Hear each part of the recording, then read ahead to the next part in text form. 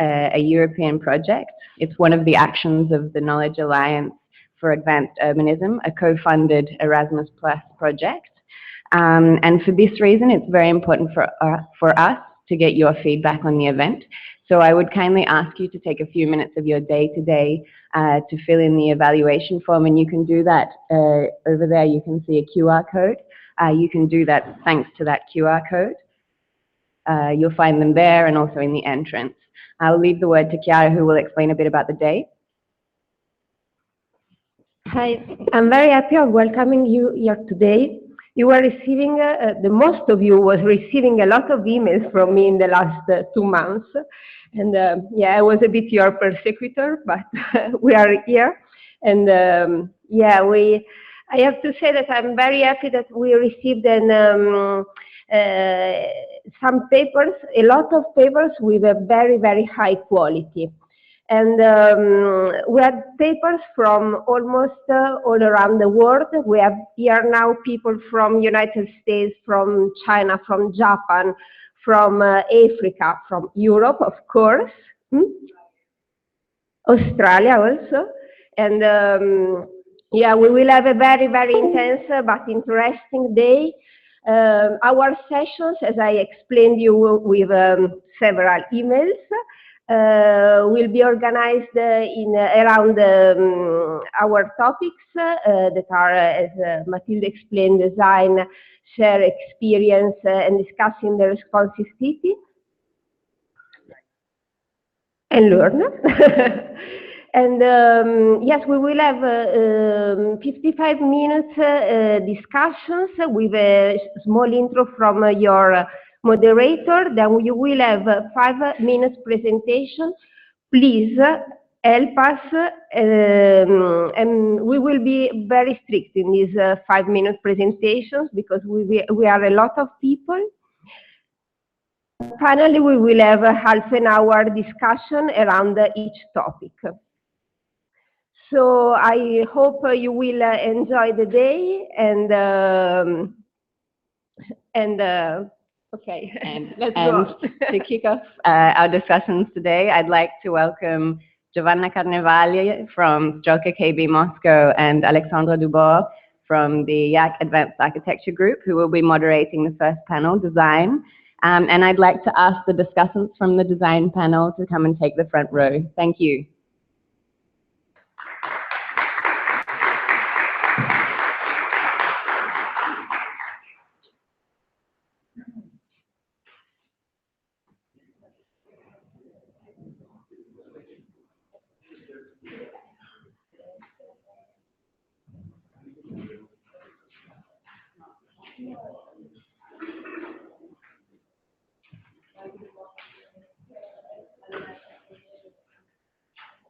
Hello? Yes, it's working. Yeah. Good morning, everybody. So we have to be strictly really with the time because I think we already run out of the schedule already right now. So me and Alex, we are going to make a very small introduction of our session. And most of the introduction will be strictly in 5 minutes. It's some considerations and some thoughts and some questions that we would like to arise. So yesterday you were talking which kind of cities we are living and we are going to live with this using of new technologies, which kind of responsible cities, responsive cities we will have. But the question is in any way that, of course, for one side we are going to use an incredible amount of data, and then we have to see finally so far most of them are experimental, and then we have to see how these data are going to be implemented into practice. But on the other side, also the question is that data are numbers and numbers are facts. Anyway, they have to be based on facts. And then there is a tendency to standardize and homogenize probably cities in order to get these data, because these data has to be, these programs and these tools has to be applied to any kind of cities in the world. So for one side, there is this probably tendency to standardize in order to gather in data, and then for the other side, we want to preserve the diversities of the cities and of the way of living in each city.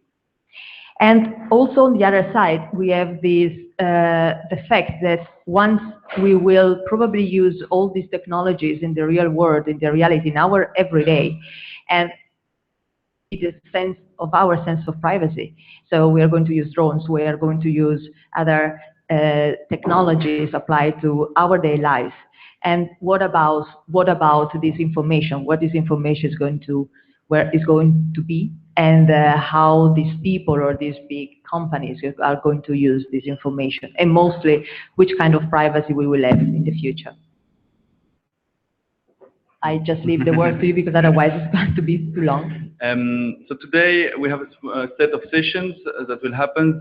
This morning we'll start with something that is more related to design and how we can use these tools to actually, from one side, analyze and explore what we have. Another side will be about simulation and predict a bit where we are going and try to make also kind of new scenarios for the futures. And another part that is quite interesting as well is how we can, through projects, try to interact with the actual space.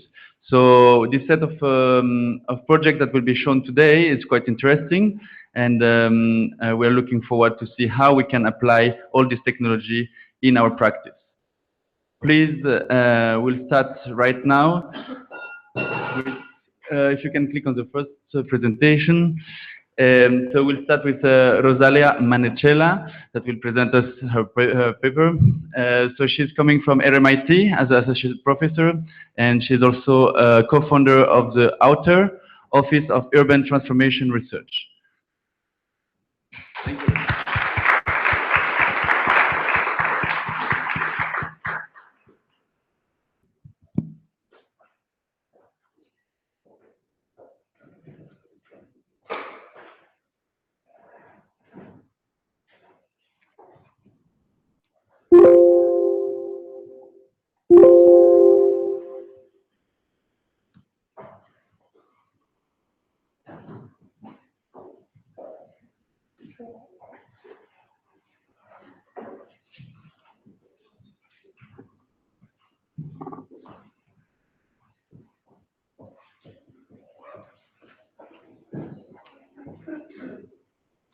Okay.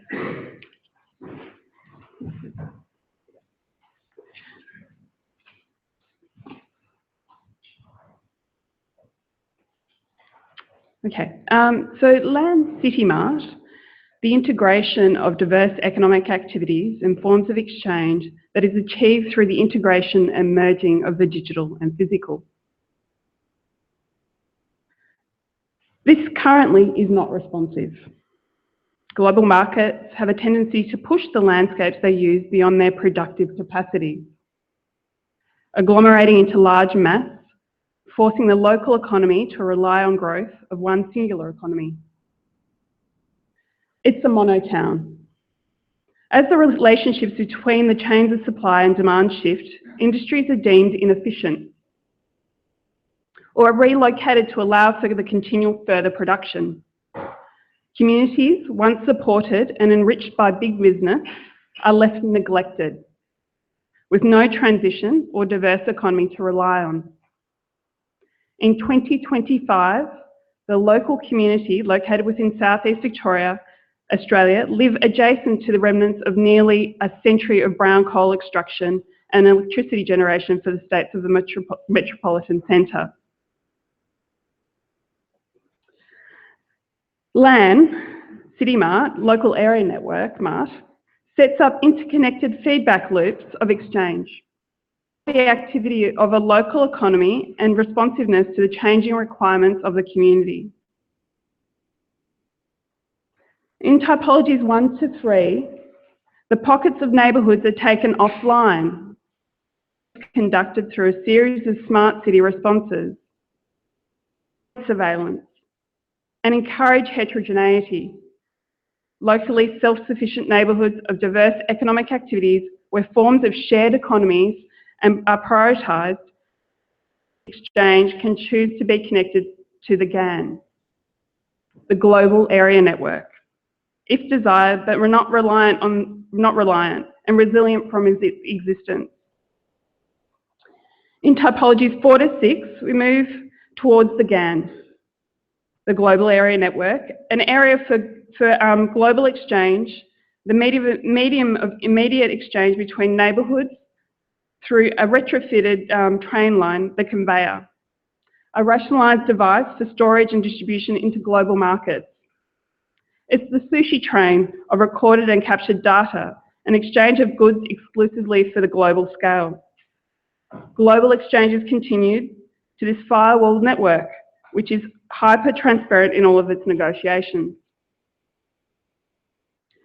When respite is required, the once exclusive brown coal open cut mine is the new nature. This VPN, the virtual private network, offers an oasis of rejuvenation, with recreational environmental activities, wireless being connected to the inter-regional communication network.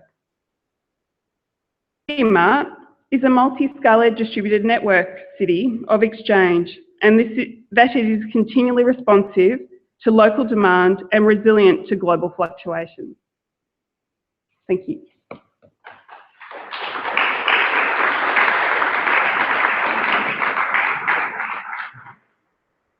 Now we are going to be on time, I think. Pretty fast, thank you very much. Now is the moment of Justyna. Sorry if I don't spell properly the names. Justyna Anna Karakiewicz, something like that, from the University of Melbourne. Okay. And after graduating from AA, Justyna has taught at AA, Bartlett at University of Hong Kong, and currently at University of Melbourne. She won numerous architectural competitions, published 2 books, and 12 book chapters and over 60 papers. Your turn. Hi.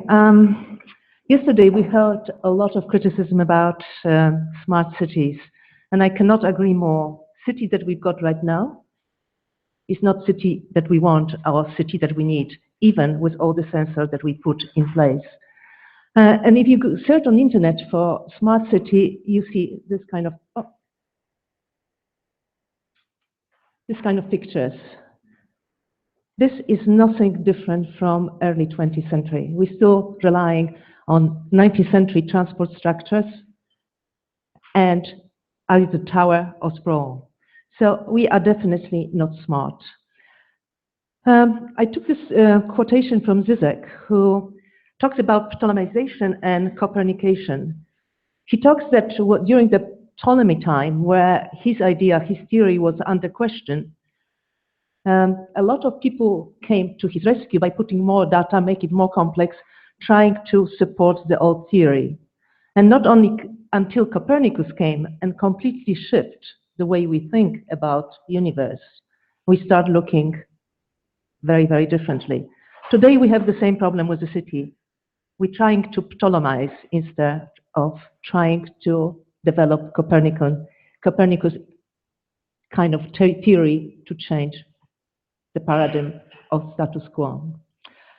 For the past 5 years, we've been taking around 20 students to Galapagos Island. It is incredibly fragile environment, and urban areas are still incredibly small. They're more like villages. The one that we're working with is on San Cristobal Island, which only has 4,000 population. So it's actually like a village. And to apply the technology that we've got right now is relatively easy, but not in terms of putting sensor in place, but putting disturbance in place in order to change the existing status quo. So we send students to do preliminary study, as you can see here. I tried to translate it into Spanish. I hope it's correct, but I'm not too sure. It's Google Translate. Typology, boundaries, resources, and the most important thing is how to change people's attitudes, people's mind. So what we were looking for is looking whether we've got a structure, whether we've got processes, whether we've got resources, and where we have the right sense of values in order to illustrate the change. We took 6 principles and 2 types of knowledge, knowledge of and knowledge for, which hopefully will help people to rethink the value. Then we start scripting, first by hand, looking and interrelationship in between all various variables, looking how from being egocentric, people can change to ecocentric, change of values. And then looking at when you put some investment in our sixth principle, how that reflects building up and reflect changes of people's mind. That's the script in Python. We connected the script in Python into GIS, which is reasonably simple, and then also into Grasshopper in order to calculate the value change with small investments, small microloans that government gives to the people to invest in our sixth principle, how that could change into profit for individual and the city, and then looking how that reflects the all urban growth. Thank you.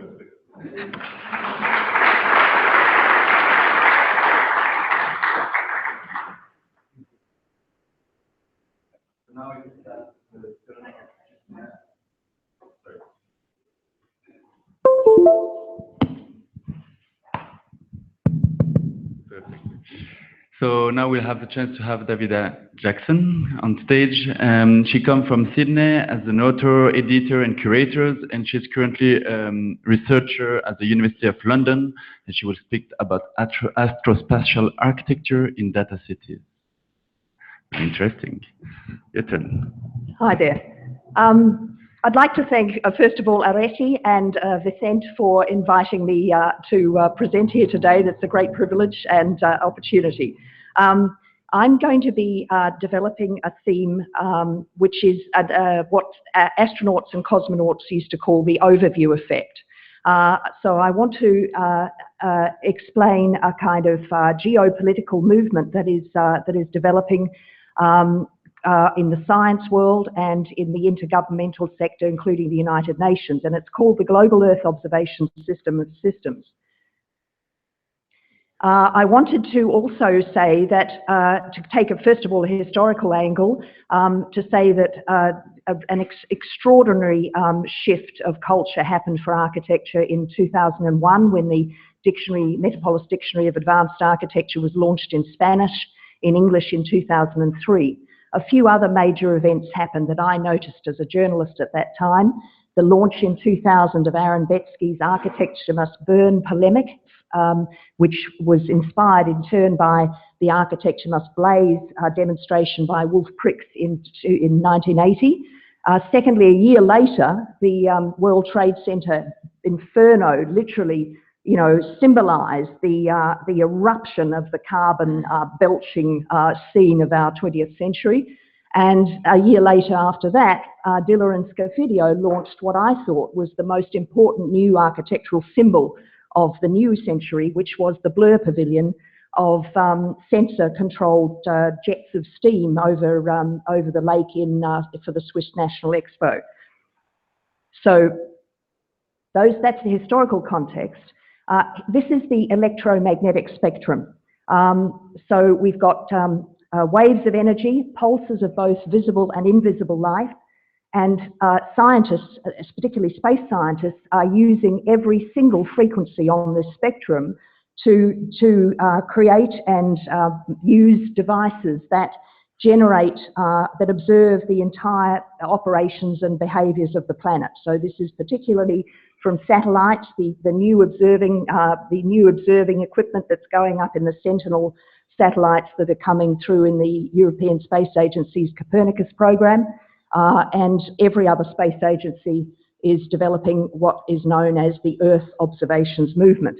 At a lower level than satellites is obviously, drones, LiDAR, scanners on aeroplanes, and remote sensing generally at the terrestrial level. I have emerging now a new Li-Fi scenario where, which is going to enable the Internet of Things through the system that Al Gore referred to as massive parallelism. In effect, what is coming through now, and Harold Hass from Scotland is developing the first prototypes of this, it's basically a new Li-Fi system where extraordinary parallel streams of data are going to be put through the semiconductors that are in every single LED light. So this is quite invasive in principle.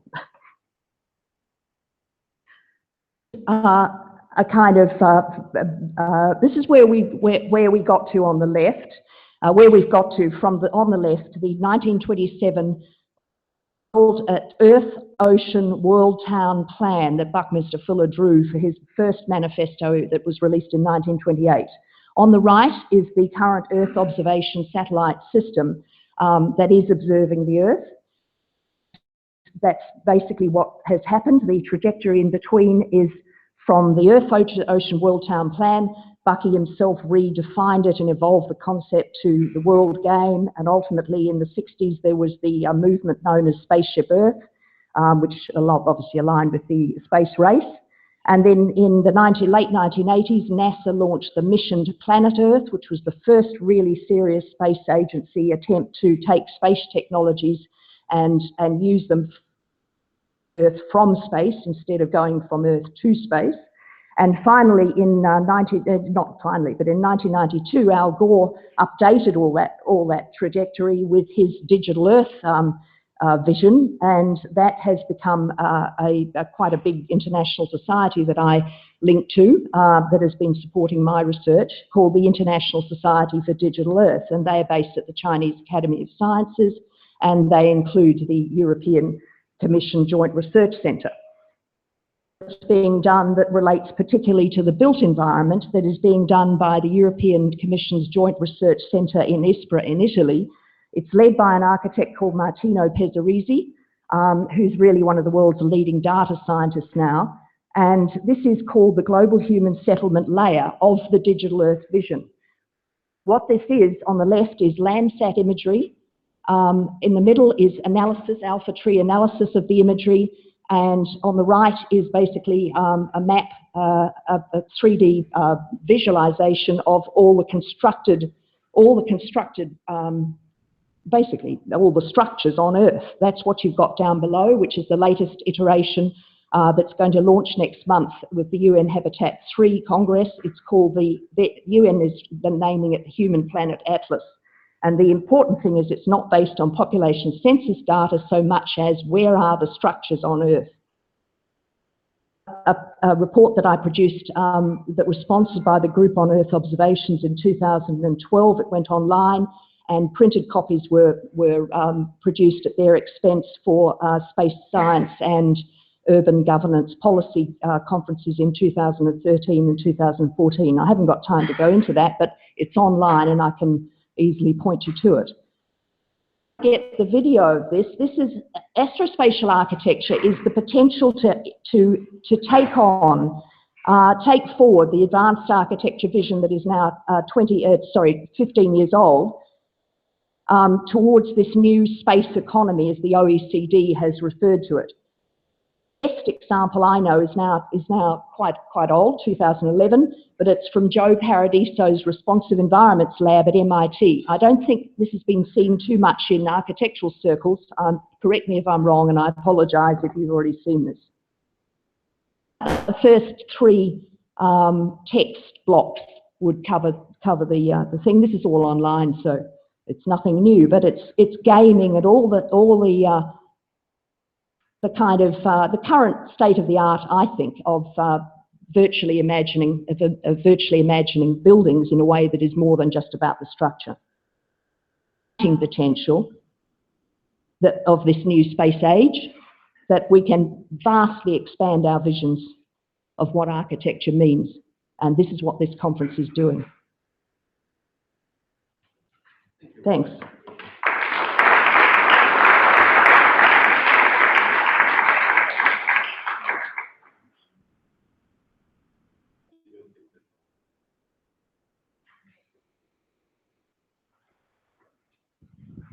Thank you very much, Davina. And now it's the moment of an Italian architect, Iacopo Neri from Politecnico di Milano. And Iacopo, enrolled in the Master of Architecture in the Polytechnic, and is an assistant professor of the course in interior design in the University of Florence. So now it was graduated with this final thesis, the human swarm, that tries to simulate the human attitude exploiting the logistics of the swarm intelligence. Thank you, Iacopo. Hi. Good morning, everyone. I'll be as quick as I can. Is a project, as she said, that I did for my final thesis, and it's about the definition of a tool, of a plugin inside Grasshopper, a very easy plugin to simulate human attitude inside of a urban square, just to make preliminary studies and information. But I think that most of you knows about swarm intelligence is. Swarm intelligence is collective behavior of decentralized self-organizing system, and it consists of a population of agents or void, that it's just points and vectors that interact in a loop. They follow few simple rules, and they act with each other and the environment. And yeah, does it make sense to work with the swarm intelligences to produce human swarm? I think, and I hope so. We're still in the big data simulation field, but we can achieve few information that can help us in town planning or that can help us with the decision making. And in particular, my project was about pedestrian crossing.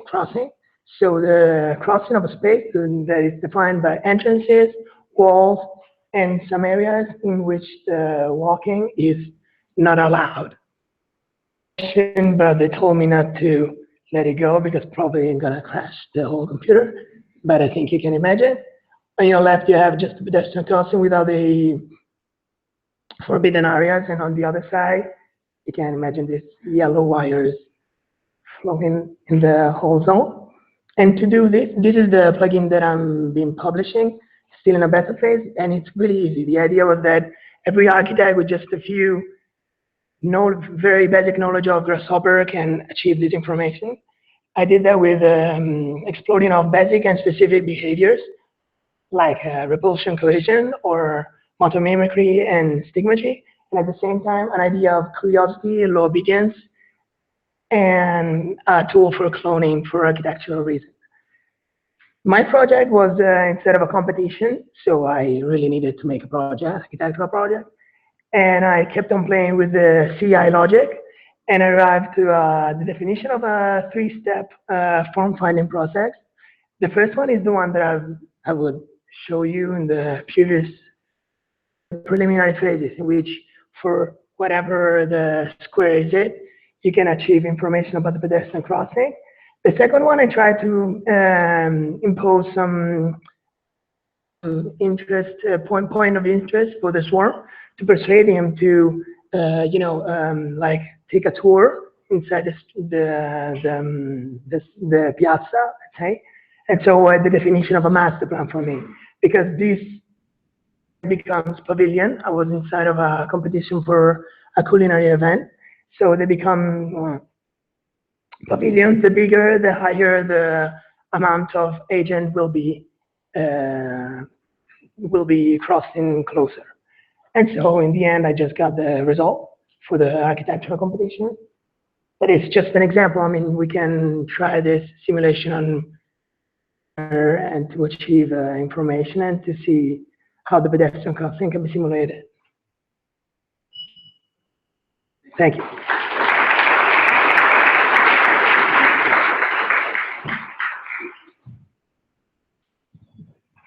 So now we have the chance to have another point of view on similar topics. We have Ben Hooker coming from LA.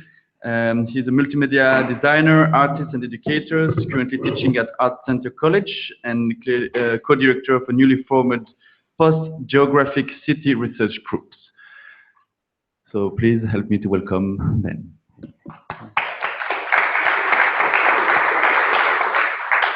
Hi everyone, thank you to the organizers for such a timely and interesting event. A bit self-conscious presenting kind of more of an arty project, but at the beginning of the day yesterday, the symposium is kind of a brainstorm, and it's in the spirit that I'd like to kind of share this project. And as a designer, I sort of like to oscillate from more applied work, resulting in prototypes or stuff which is sort of buildable, to more open and purely conceptual projects. The aim being to investigate that as technologies develop, new fields of design emerge, and I'm interested in finding new roles for design. And so what I'm going to show is very open and in progress.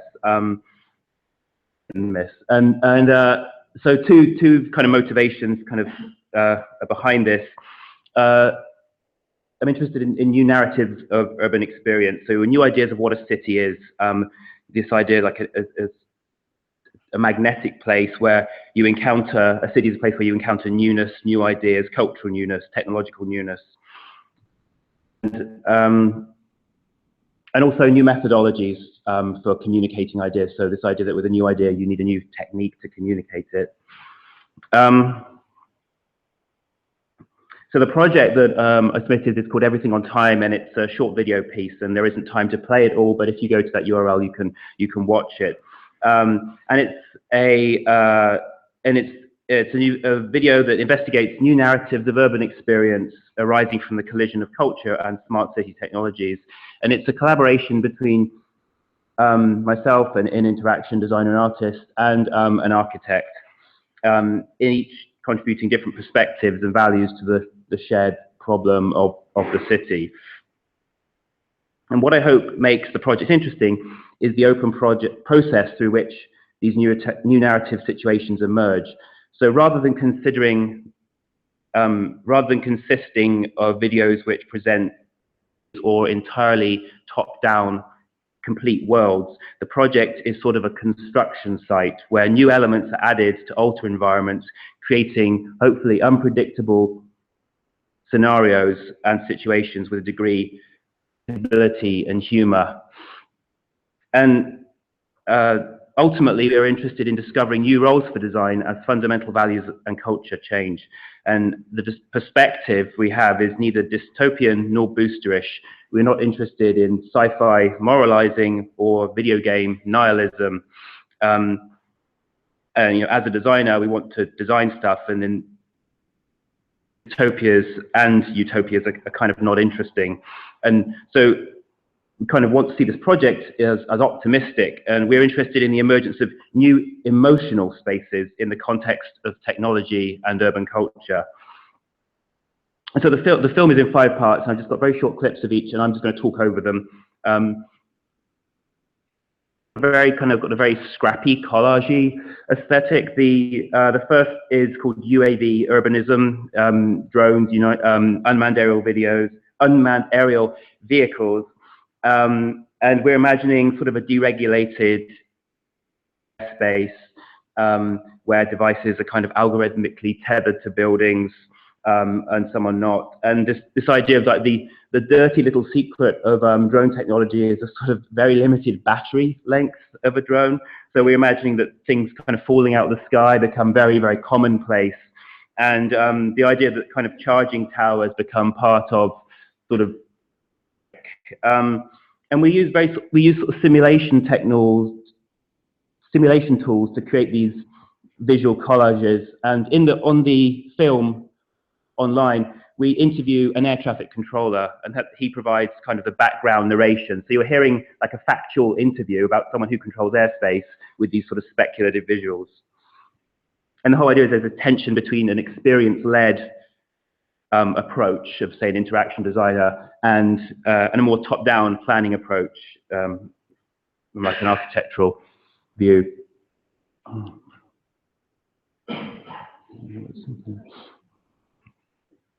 This one is a bit mad. We had this conceit that what if new buildings were built on top of the ruins of a previously failed smart city project? And so the idea that instead of taking the existing city as a starting point and grafting on new technologies, what if spaces were built? What if sort of technology had the same kind of protected status as sort of an old ruin or something? So here we imagine there's this very invasive technological structure, and so we made these props, and we got actors to kind of improvise around the camera network. Sometimes they acknowledge them, sometimes they don't. So the idea that technology is not this it's not about everything, this seamlessness receding into the background. It's sort of much more foregrounded as a kind of a player. Oops. Okay. Oh yeah, this next one, freak zones, is a play on free trade zones, and this notion that specifically designated spaces in sort of the urban fabric where certain online influence can translate into physical structure. We imagined how it was, certainly in Los Angeles, there's for instance, there are places, if you have a certain number of YouTube followers, to certain production facilities. So the idea that sort of an online status literally unlocks places within the city, and it's sort of very interesting phenomena. And so we imagined these, yeah, I'm not sure how much, some of this communicates, some of it doesn't, it's a work in progress, but we imagined these elaborately hybridized third spaces that exist at the threshold of sort of palpable, local, and intangible internet-based domains, and the idea that certain kind of credibility within the immaterial space of kind of social networks translates very consciously into built structures in specifically designated spaces. Last but one, program natures. With sensing comes visualization, and with visualization comes control, and with control comes customization, and the idea that you can start to really choreograph around you. An idea that sort of this idea of like the metropolis of me, that is kind of the city is suddenly, yeah, it's like millions of coexistence kind of that are changing in result to individual preferences, and this idea of like programming the natural environment, new forms of gardening that are you're kind of curating and controlling flora and fauna. And here in the background, we interviewed people who designed weather systems for gaming environments. So it's a whole specialism. Like there are people who just specialized in sunsets or grass or clouds, and this whole industry of designing weather for video games. And it's interesting imagining that kind of finding its way into the real world with sort of robots, drones, systems, or yesterday we saw some sort of atmospheric condition, architectural projects. So just kind of amplifying that idea. We call the logistical baroque.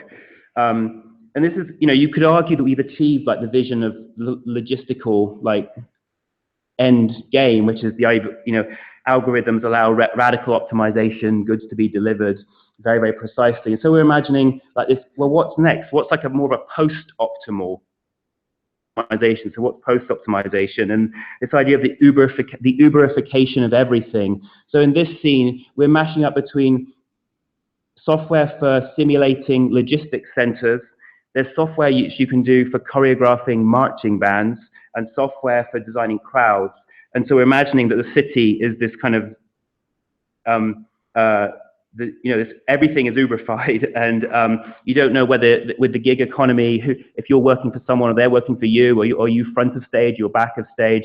So it's this everything is choreographed, and so we're kind of just sort of what could that yield as rather than this kind of very familiar vision of the smart city where basically it kind of looks the same but everything just flows more efficiently. So we're trying to sort of cut through that and complicate it. As I said, some of it communicates better than others. I encourage you to check out the films online. We've got a bit more of an explanation. Okay, thank you very much.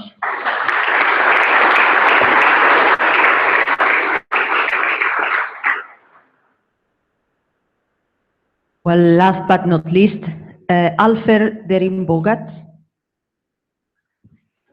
from Salom Architects is the winner of International Pen Awards for Innovative Architecture and the A+ award, and is heading the work on his office and teaching his design studio at ETU as an adjunct professor. Thank you very much. Thank you for the beautiful introduction. As more of a designer, I'll be talking about what I did rather than how I have been doing this project. I will talk about augmented structures, which I did in 2011 in Istanbul, in the middle of Grand Rupera. Maybe you have visited. This is the street, Grand Rupera. It is located in the middle of the this social axis called Grand Rupera. It is a cultural center. Commissioned, the facade project is commissioned by Yapı Kredi Cultural Center, who wanted to be part of the city, part of the street again, as they were in the 1998. When the culture center was first opened, it attracted a lot of crowds. It became a culture hub of the city, and it became a very important part of the street. But then, in the later years, the street became so crowded and so popular, it lost its charm, or it didn't really engage to the crowd that was visiting the street. So we were facing the problem of kind of communicating this kind of cultural hub to the city. So and in regards to that, we were trying to come up with a relationship, with a new relationship of the building to the city. And in order to do that, we were looking at the acoustics of the place, because it was a lot of the street was about noise, music, activities, and all that, and that was much intensive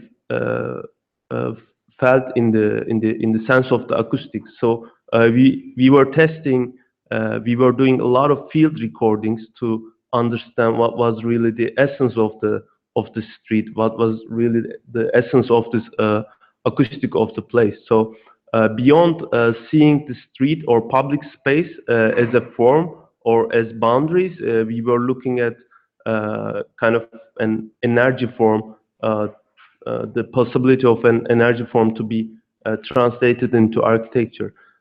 So this is we were working on, and we had a lot of quadraphonic recordings of the street in different times. Of course, all of them were like responding in a different way. So it was a very multi-layered data rather than a fixed moment of a sound.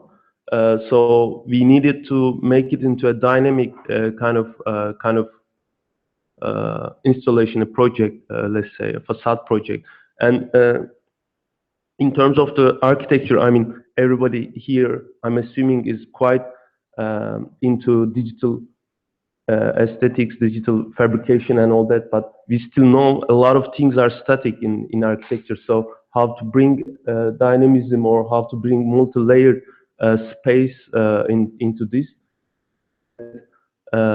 We were looking at different technologies. So we were actually,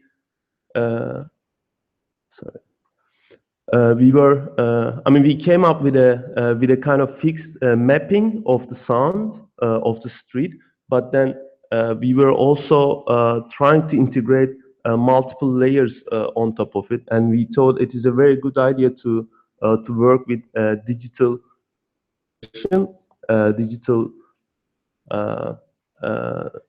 let's say layers. So we worked with animation designers to make it real.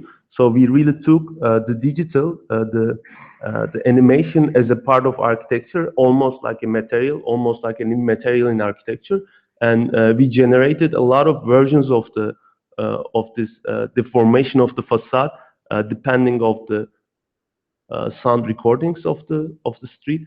And this is a picture overlaid on top of fabrication drawings. Everything is this project became possible by the integration of digital fabrication with digital visualization. Because we are working on computer, we are all working on the same kind of foundations, we could turn into this kind of idea into either an animation or a physical reality. And what we did here is to bring these two together. We produce a lot of digital fabrication. Sorry, it's not moving. We produce a lot of digital fabrication data to apply it on site, and video to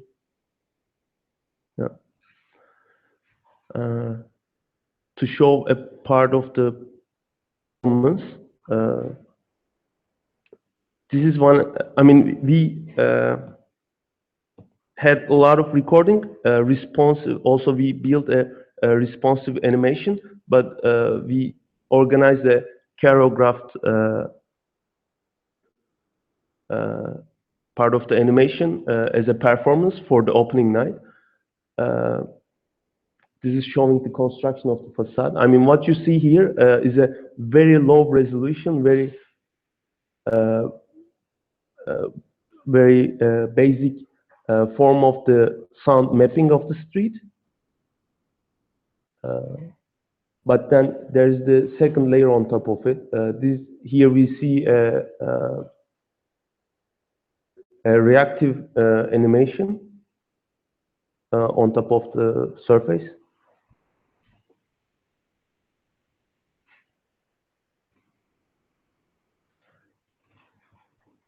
This is where the tram line goes.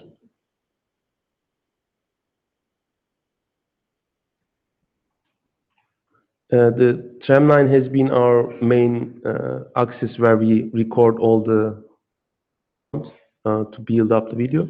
Actually, there was sound, but I think we can't hear it.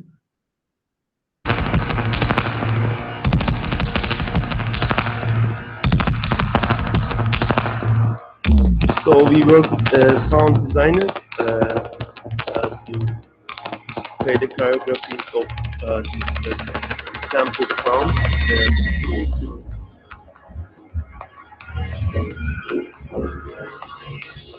What we basically did here is we first constructed the base surface, and we projected multiple animations on top of the same surface. Could we jump to the other half of the video? Okay.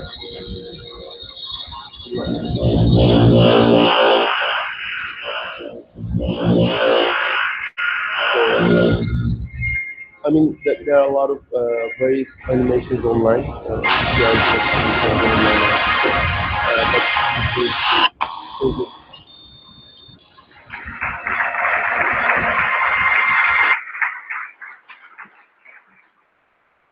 Well, thank you very much to all of you. I think we have only maximum 7-8 minutes left to make a very little debate, maybe 10, yes. That the director says 10, so it's 10. So I just invite you here on the stage, all of you. Instead of making customized questions, probably it's better to make general ones. Although, well, maybe some of them could be really addressed to some of you. Well, thank you very much again. So I have a question, just very, well, we're going to sit here, but it's not so much. Just, let's say a general one, but maybe Ben or Alper can answer, maybe, probably. Do you think that the literature of videos and movies and books that normally have been published from Julio Verne until Aldous Huxley, and we see also The Fifth Element, or the well, these kind of movies that finally have been maybe foreseeing some realities that we are probably going to live right now. Do you think that some of them, do you think how much does literature really influence the way you work and the way you think about these new technologies applied to the cities and the way of living?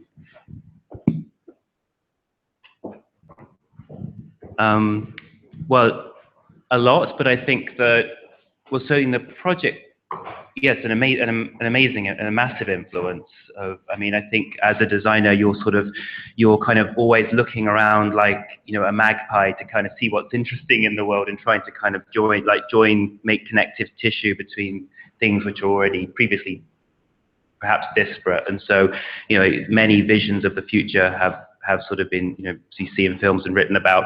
And I mean, just a comment to that, I think what sort of I tried to do in the piece that I showed is not to, if I was to present sort of a complete vision, that's a very ignorant project because that doesn't capture what a city is about. So I think I would, you know, speaking for myself, I'm really influenced by films and literature, but in terms of a design project, the spirit of the project was more about pulling on an interesting thread and just seeing what unravels, rather than trying to present a kind of a total seamless vision, which I think is not such a useful project as for discussion.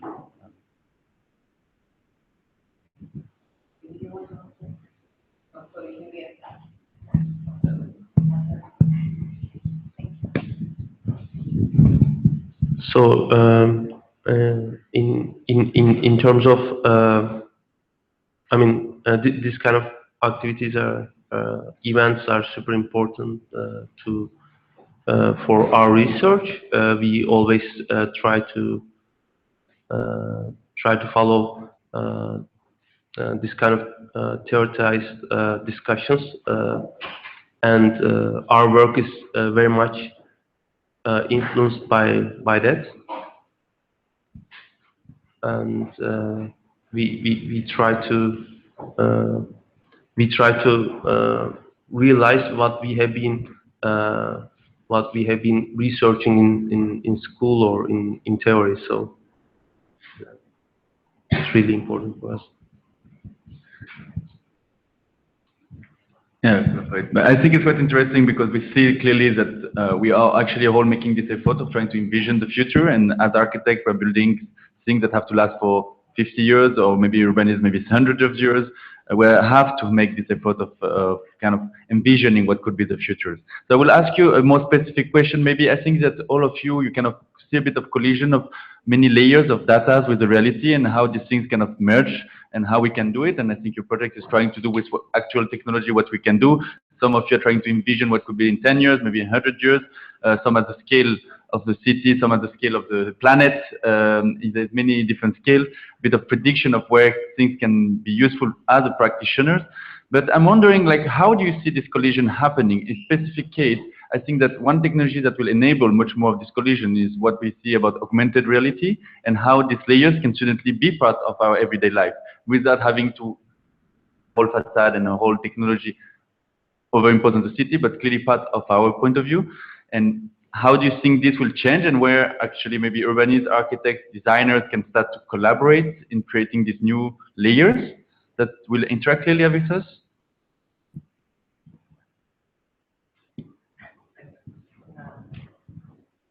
Does it work? Okay. You know, we talk about information revolution right now, but I think information revolution happened in the 1440 with development of print. Then was really huge shift in information that we were allowed to visualize. Now, and that actually revolution also led for us to be able to predict. We started predicting from that time onwards. Prediction actually around that time had completely different meaning. We have prediction and forecast. Forecast come from German, prediction come from Latin. Now forecast meant foresight. And if we see prediction not as a prediction but as a foresight, it's very different. Because with all the data that we have, we cannot predict. The data that we use is not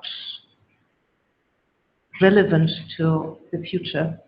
And even if we have dynamic modeling, even if we use flows and stocks and flows, dynamic modeling, but you cannot emerge new stocks because the stocks are already fixed. So it's not dynamic, it cannot predict. It can just operate in a closed system. All our optimization using sensor is also a closed system, allowing the negative feedback loop not positive feedback loop that allows things to flip.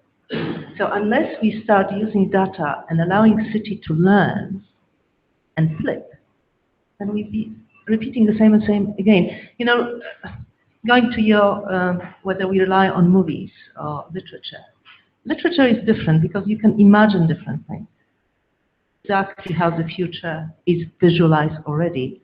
And if you compare Metropolis 1920, which was very cool, with Metropolis that we've seen recently coming out as an animation from Japanese, I think it was 2010.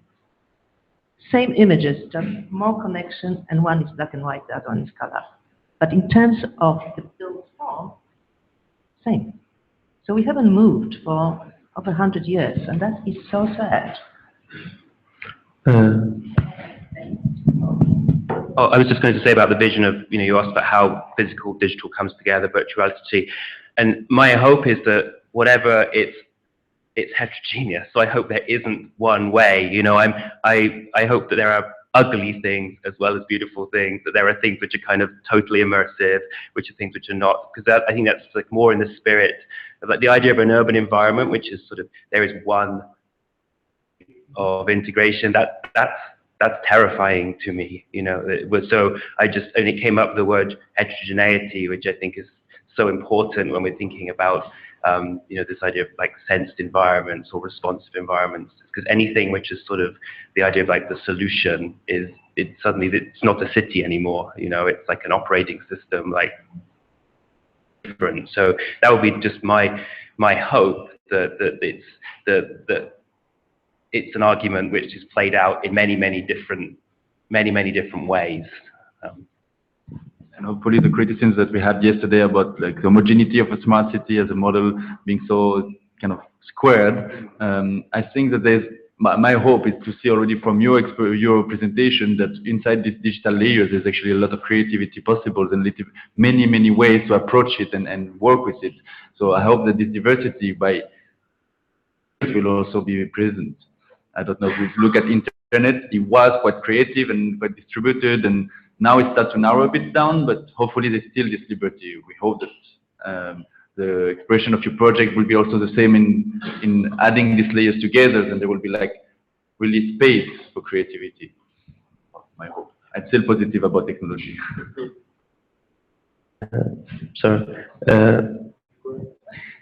I guess one thing that we were trying to do with the sort of speculative proposition that we're actually from the reality of what was existing. So it actually was capturing some of the behaviours of neighbourhoods that were already undertaking change to sort of cope with that sort of the sort of decline of the region.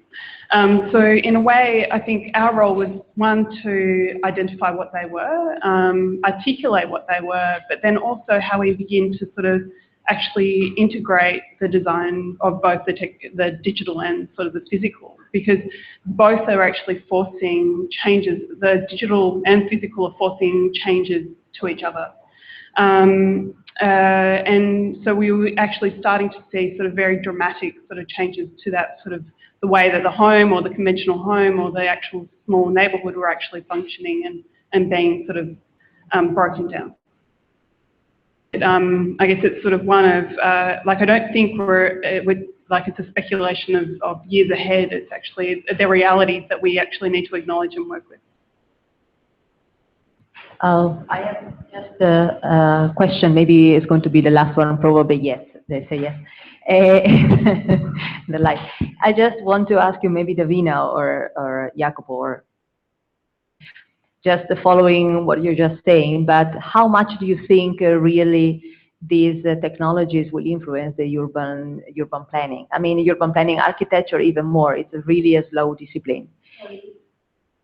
And urban planning, how much does influence these technologies into the real matter in our disciplines, really, in the matter of when we have to plan cities, when we have to plan, well, quarters, even buildings.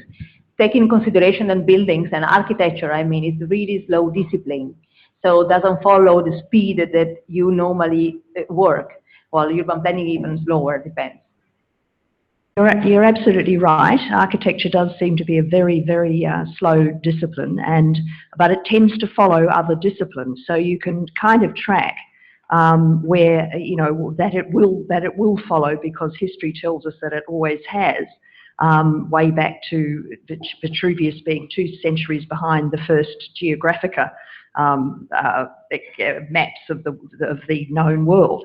So I think the secret is that the leaders, the policy leaders of the architecture and urbanism discipline, and I think the two that stand out here are Vicente and Manuel from this very college, but also other people like Mike Batty and Carlo and others at MIT, are the leaders that need to join up with the European Commission's Joint Research Centre in this project that they're doing, which is their extension towards our disciplines, architecture, urban development, from the Space Agency. So they're putting out a hand to say, how can these space technologies assist in developing the disciplines and what the disciplines want to do? And there needs to be a conversation between the best minds from the most creative and forward-thinking visionaries from those disciplines that are relevant to how this space age and the satellite data, the observations of the planet, how that data is actually going to be used, and the middle ground, the administration of the data, is being set up by various groups that are creating what's known as the Global Spatial Data Infrastructure System around the world. That's all well underway, and it's a question of where does the creativity come out of that new administration system for data that is being slowly set up. Maybe just to construct on top of Davina, there's actually a project in New York that they actually used satellite imagery about heat island effects on New York, and being able to actually point out new policies for New York about planting new trees, changing the rooftops, albedo, and being able to actually have a change already in the urban planning of New York. So it's happening. It's really interesting to see that it's actually not far ideas, but it's actually happening already right now. Well, I mean, there's plenty happening. I've been to quite a lot of conferences around the world in the last five to 10 years, just literally trying to spot, where the points of most serious interests are. And there's more and more of them. And today, this Congress was, thick, exciting developments and advances. So the density is happening, and so really the obvious thing is to bring some of this towards the next Venice Architecture Biennale, because the last 2 Venice Architecture Biennales have been exceedingly retrospective. The last one, was all about, how can we be the other? How can we raise the other to the centre of debate? And the previous one was Rem's last hurrah, I think was the interpretation of Peter Eisem and his old friend. So, what is going to happen in 2018? And I believe this college, which is the most exciting independent architecture and urbanism college in the world, this college is the forum for working out what is going to happen, how is all this creativity going to actually get into the big forum, which is the Venice Architecture Biennales, and how soon will that happen, and how consistently will that go on? I agree most of the comments, but but beyond that, I think we are all excited in this kind of events, because we see a lot of possibilities in the field of urban design and architecture. That is what excites us and what brings us all together. But beyond that, I believe it's becoming much slower than it could be in architecture and urban designers field. It is becoming more and more intensively and in a faster fashion in the field of software design or this kind of emerging areas. I believe the main reason behind that is the way that we as architects or urban designers work. It is a very personal work, and it is quite a quite egoistic. It is originated from quite an egoistic kind of approach. So at the end of the day, a lot of designers, not specifically urban designers, but a lot of the designers are working by themselves and not really they collaborate with other people.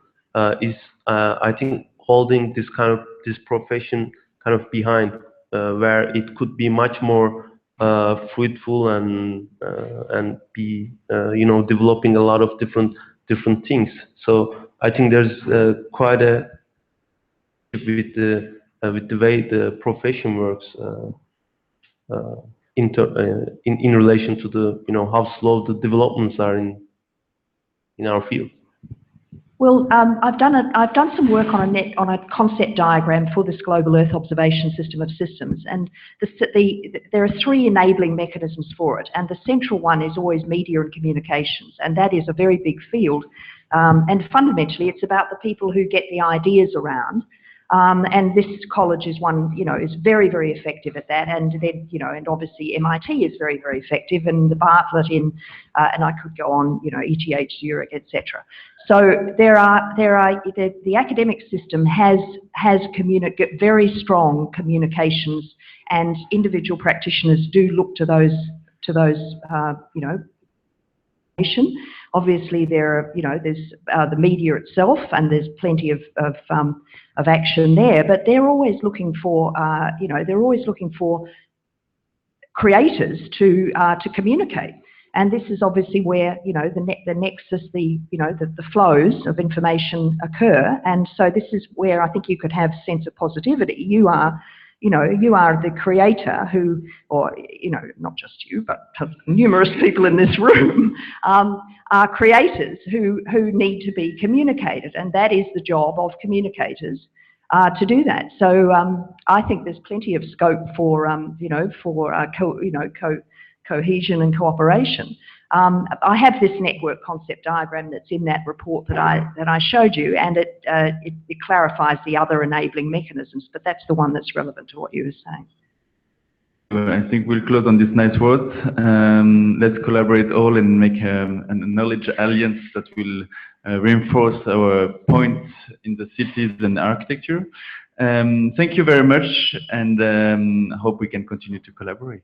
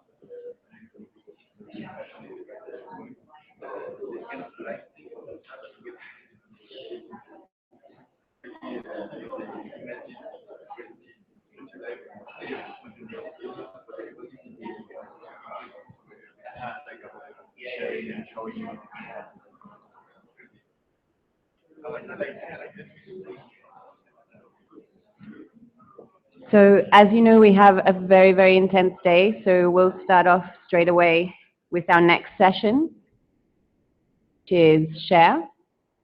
I'd like to invite the discussants to the front row.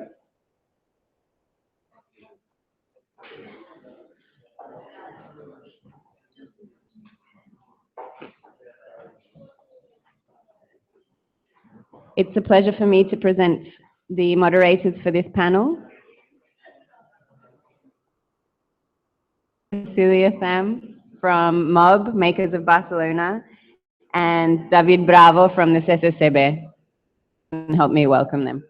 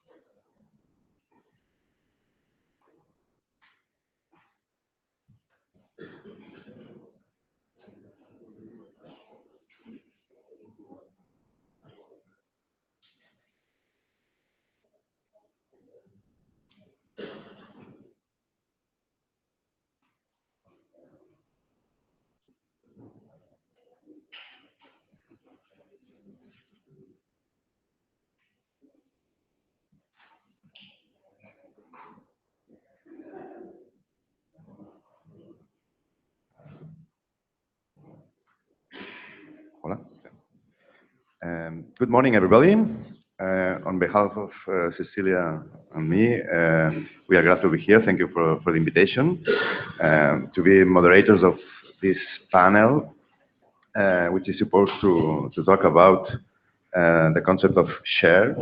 Sharing is an extremely crucial city, as a city is a shared space in which we live along with others, and in which we work with others, we share information and wealth.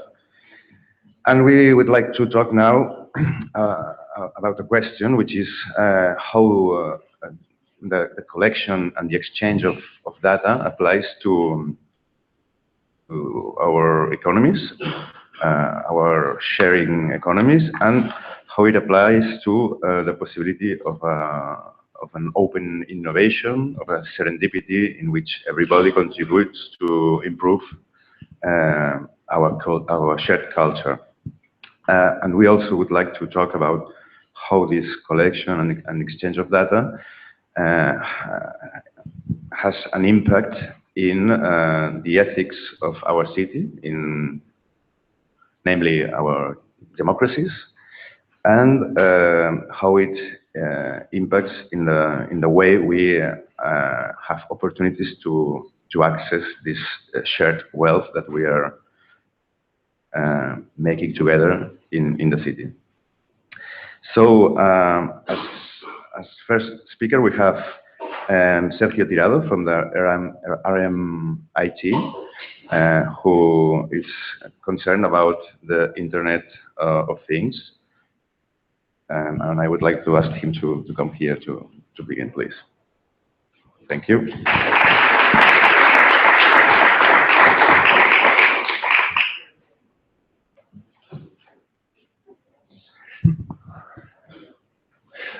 Okay, bom dia, buenos días, good morning. I'm going to talk about the Internet of Things. Sorry about that. So I'm going to present here a concept that some colleagues of RMIT University, this acronym is for Royal Melbourne Institute of Technology. As you can guess, it's an Australian university. We have a small office/embassy here in Barcelona. So some colleagues of in Global Compact Cities program that is based in Melbourne have come up with this idea of ethical cities. And I want to relate it to urban energy transitions, which is way more related to my own topic of research. I do research mostly about energy poverty, energy vulnerability, and also about energy transitions. So to give you a bit of institutional background to this idea of ethical cities, this is coming, you can see here this is the Global Compact Cities program. So it's a UN program, the Corporate Social Responsibility program of UN, and it has a sub program that has to do with cities. These are the 10 principles of the UN Global Compact program. So if you want your company to be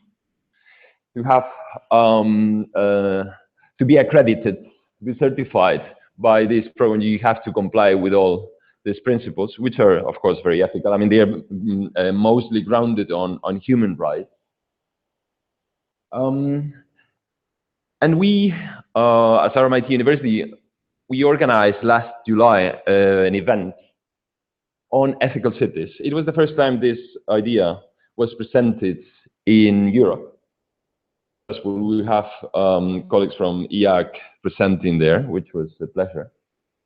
So why ethical cities? Why one more tag to qualify cities?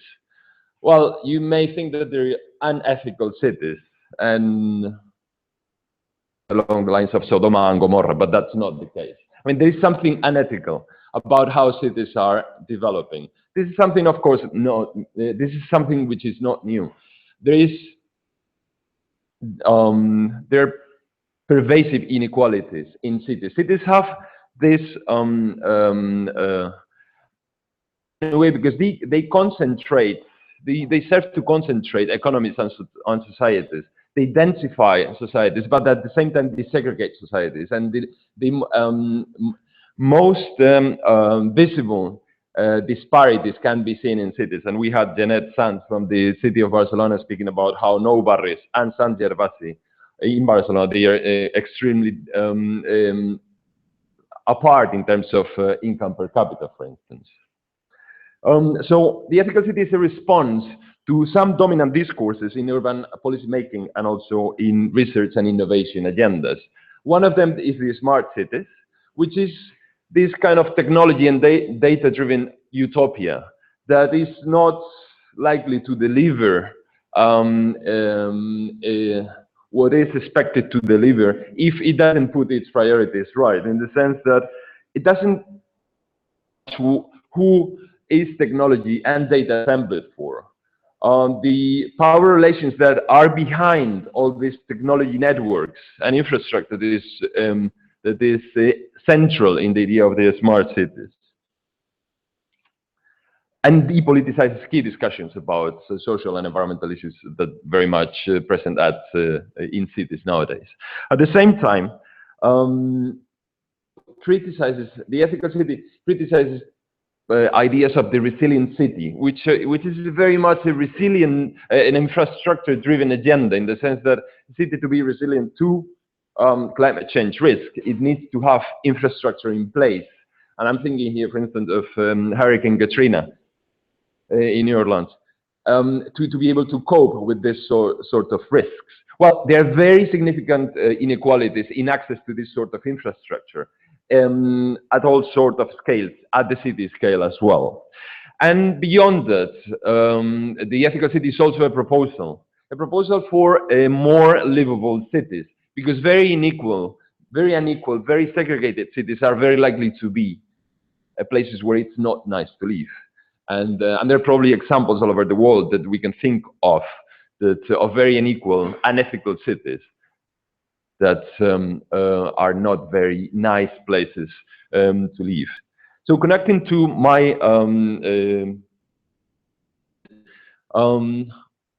what I'm showing here in this graph is the evolution of percentage of households in Spain that cannot pay their utility bills on time, including energy, but also water, internet, whatever. So you can see a very clear upward trend starting in 2008. No surprise, this is the beginning of the global financial crisis. This is the percentage of households that default 1 time per year. And this is the percentage of households that cannot pay their utility bills on time 2 times or more per year. So you can see this very significant trend and inequality growing. This may be people who forget to pay, or even at a certain point they cannot pay. But this is these are households that have real difficulties to pay their utility bills. And this is showing that there is a significant part of the Spanish population. I mean, we are talking here about 3-4 million people who are probably cold at home, who affected at a certain point by utility companies because they couldn't pay. They have accumulated debt, and there is this trend. I mean, there are a number of reasons why this is happening, and as we see, this is not something only related to the crisis, because in pre-crisis in Spain we had also significant rates of non-payment of utility bills on time. And then we are moving towards in the direction of a smart urban energy transition. I will give you just one little example.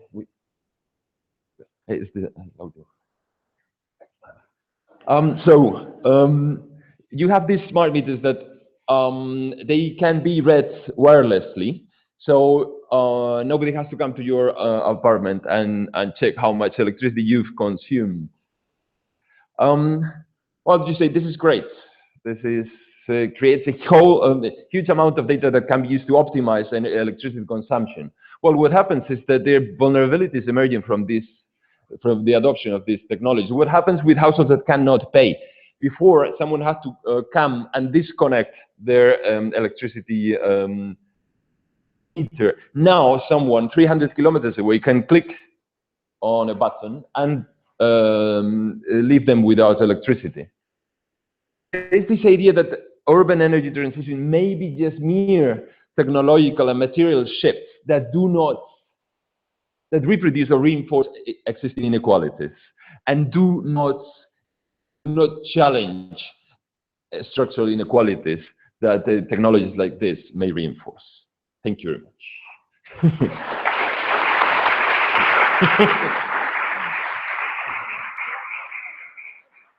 Thank you, Sergio, for this extremely interesting presentation. Sorry for the presentation.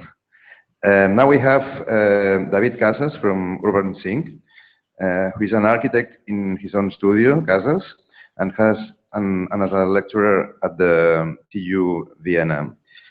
He operates between the building boundaries of urban planning and politics. He's involved in different projects such as Urban Sync, concerning the urban concentration and digitalization process of cities.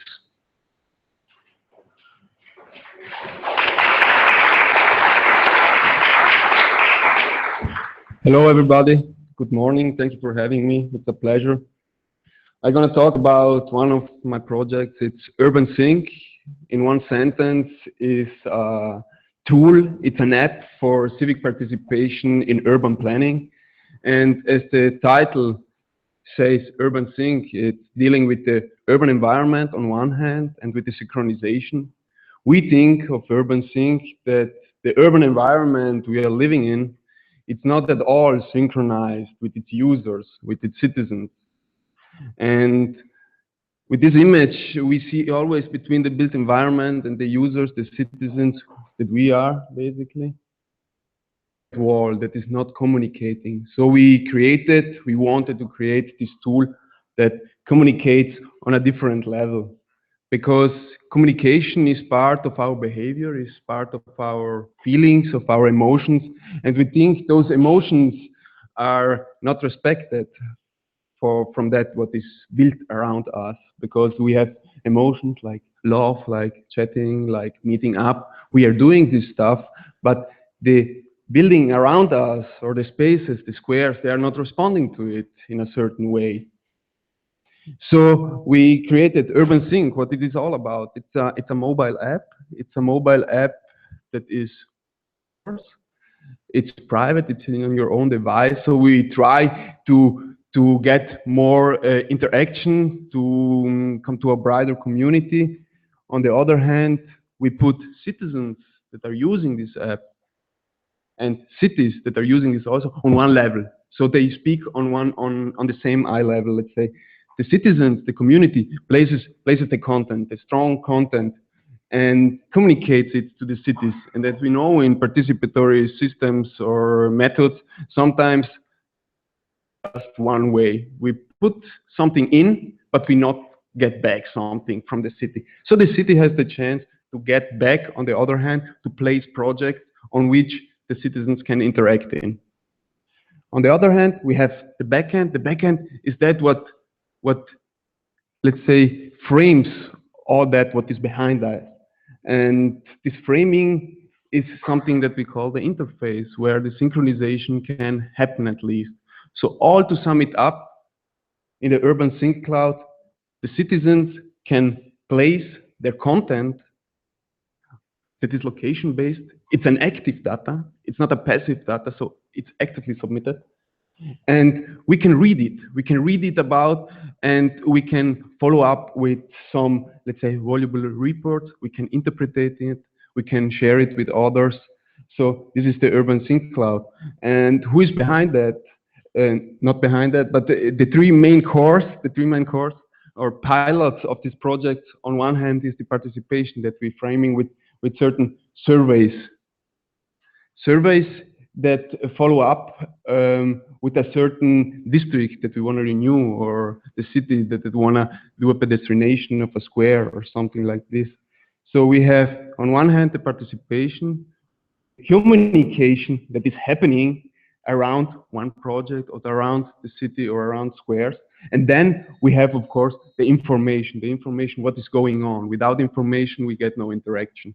And to all sum it up, it's location-based, and we have let's say, on the map. Everybody can look at it and everybody can interact with it. Who is behind Urban Think? We are 5, strongly architect background with urban planning. We are teaching at different universities in Middle Europe. We have strong support from marketing, that is the TEDx initiator of Vienna and Klagenfurt. And then we have, of course, an IT consultant, Markus Gropauer. And to sum it up in some way, I want to finish with a citation of Italo Calvino, a well-renowned writer and poet of Italy, who said, the ideal city is the one that gives an answer to your question. So we are trying to ask the right questions, to read the answers, to read them, to interact with them, and to interpret them. Thank you.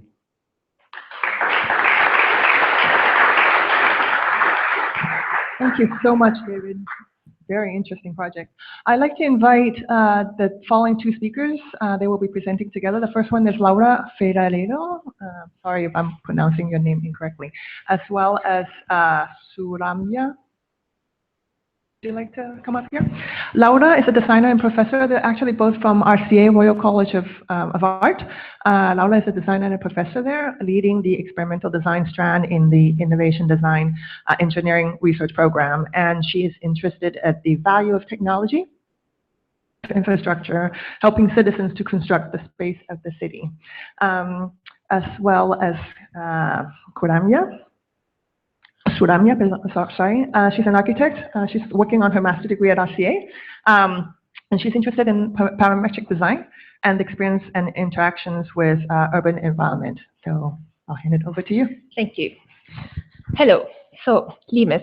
Limes is an early stage urban design platform which takes inspiration from the word limes. Limes is the Latin meaning of the word border, which actually it actually helped to it divided the Roman Empire from the rest of the world, and actually it helped to make this Roman Empire to survive the value throughout the future.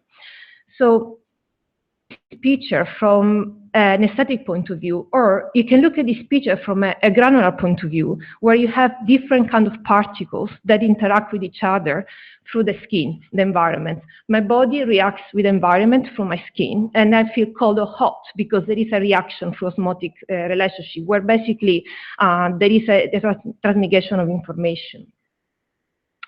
So basically, we try to we understand each single particle that is an environment as a kind of territory, where each territory has a scalar and volumetric organization, and that basically helps to kind of have this in where basically the interaction helps to have the passage of information from one part to the other. So we are trying to understand how we can this phenomenon in a kind of digital way, and we use voxel for these properties.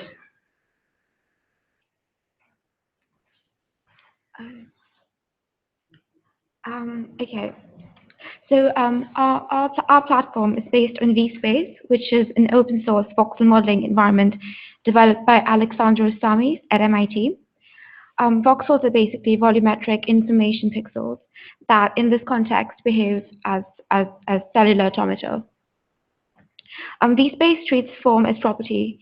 Information passes between voxels to achieve certain specific gradients determined by, in this case, the Belousov-Zhabotinsky reaction, which is a reaction diffusion process. So for our platform, we modified vSpace to plug in our own data into the voxels.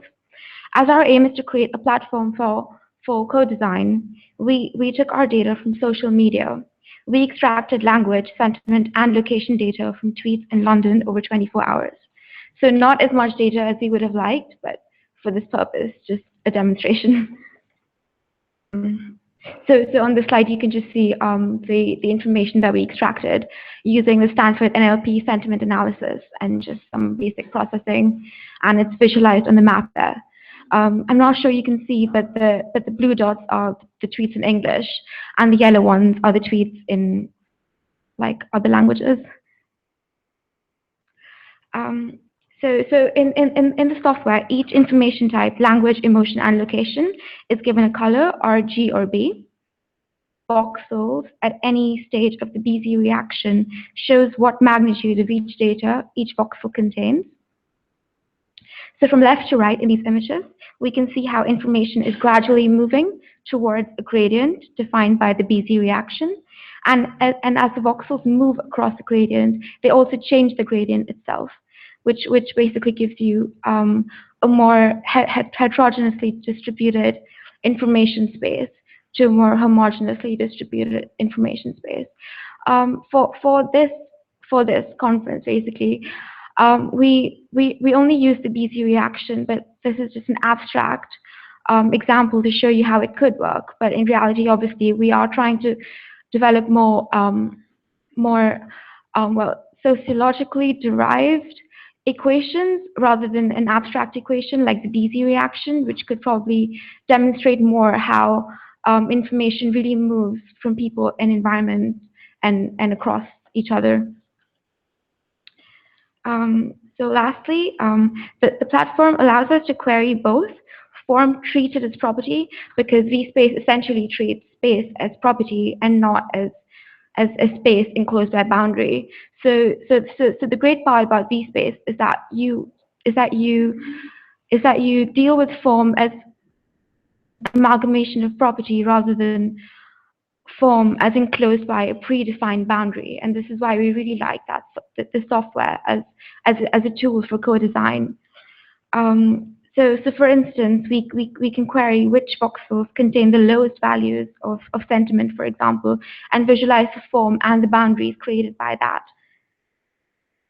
by those voxels. So just to conclude, LIMES is a platform that allows us, through the rule-based diffusion of information across voxels, to model forms and boundaries based on the interaction of real data from our urban environment. I'm sorry.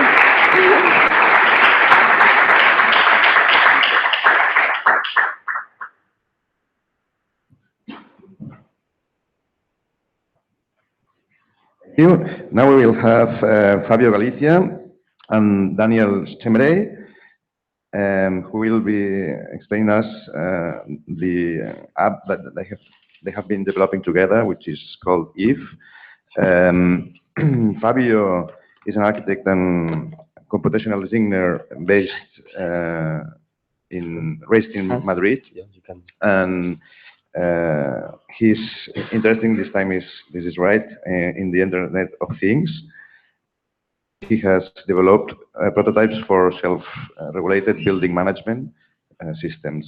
And Daniel is graduated as an architect engineer in Budapest, his hometown, and he has pursued computational design at the Butler School of Architecture, where he got interested in physical computing and machine learning. Thank you, first of all, for having been invited among so many great speakers. It was created during our master's degree at UCL as part of a module called Cities Interface. It was more importantly, it was a research project, so it has no commercial implications. And so first we would like to talk about what we did, then we would like to talk about why we did it, and then a little bit about the implications. Okay, so Eve is an experiment. It's a very short experiment. It was developed in barely 2 months. It's an experiment on local networking. So, and it kind of relates to some of the concepts that were mentioned yesterday in the first presentation that deal with collective city co-creation and gamification as a different way to understand foster social interaction. So to give you a very quick insight, as you see here, Eve is a tiny mobile app that allows the user to place or to tie short messages to specific locations in the city, which these messages are normally reflections that were crowdsourced by the local community, and that are that can be geo-activated by other users if they are close enough. Yeah, so how does it actually work? So there are two ways to start the app. Firstly, you can just launch the app and walk around in the city and encounter sounds by chance. Or the other way is that it has a compass which locates nearby sounds, and so you can actually look for it. And once you found the sound, you have a few options. Firstly, you can answer the message or have a conversation with the already placed message, or you can just leave and answer a proposed topic that you can read on your screen. And thirdly, you can contribute with your own topics. You can from the community. So the reasons why we were interested in this project is, firstly, we believe that the built environment has an important role in how we perceive human interaction, and we believe that this gets lost once the data is uploaded in the cloud and the semantics of the locations are lost. So what we would like to do is reintroduce this into when we access the data. There were also some of the concepts that we thought are very interesting and quite actual. So first, reconquest of the public space, and we are seeing, at least in the UK, a shift from the public understanding of public space towards publicly accessible space. And also, we wanted with Eve to give back a part of the public space of the citizens, which is opposed to the pervasive stimuli of private advertising, and also to challenge some laws that are restricting freedom of speech and even freedom of assembly. And those of you living in Spain might know what I'm talking about.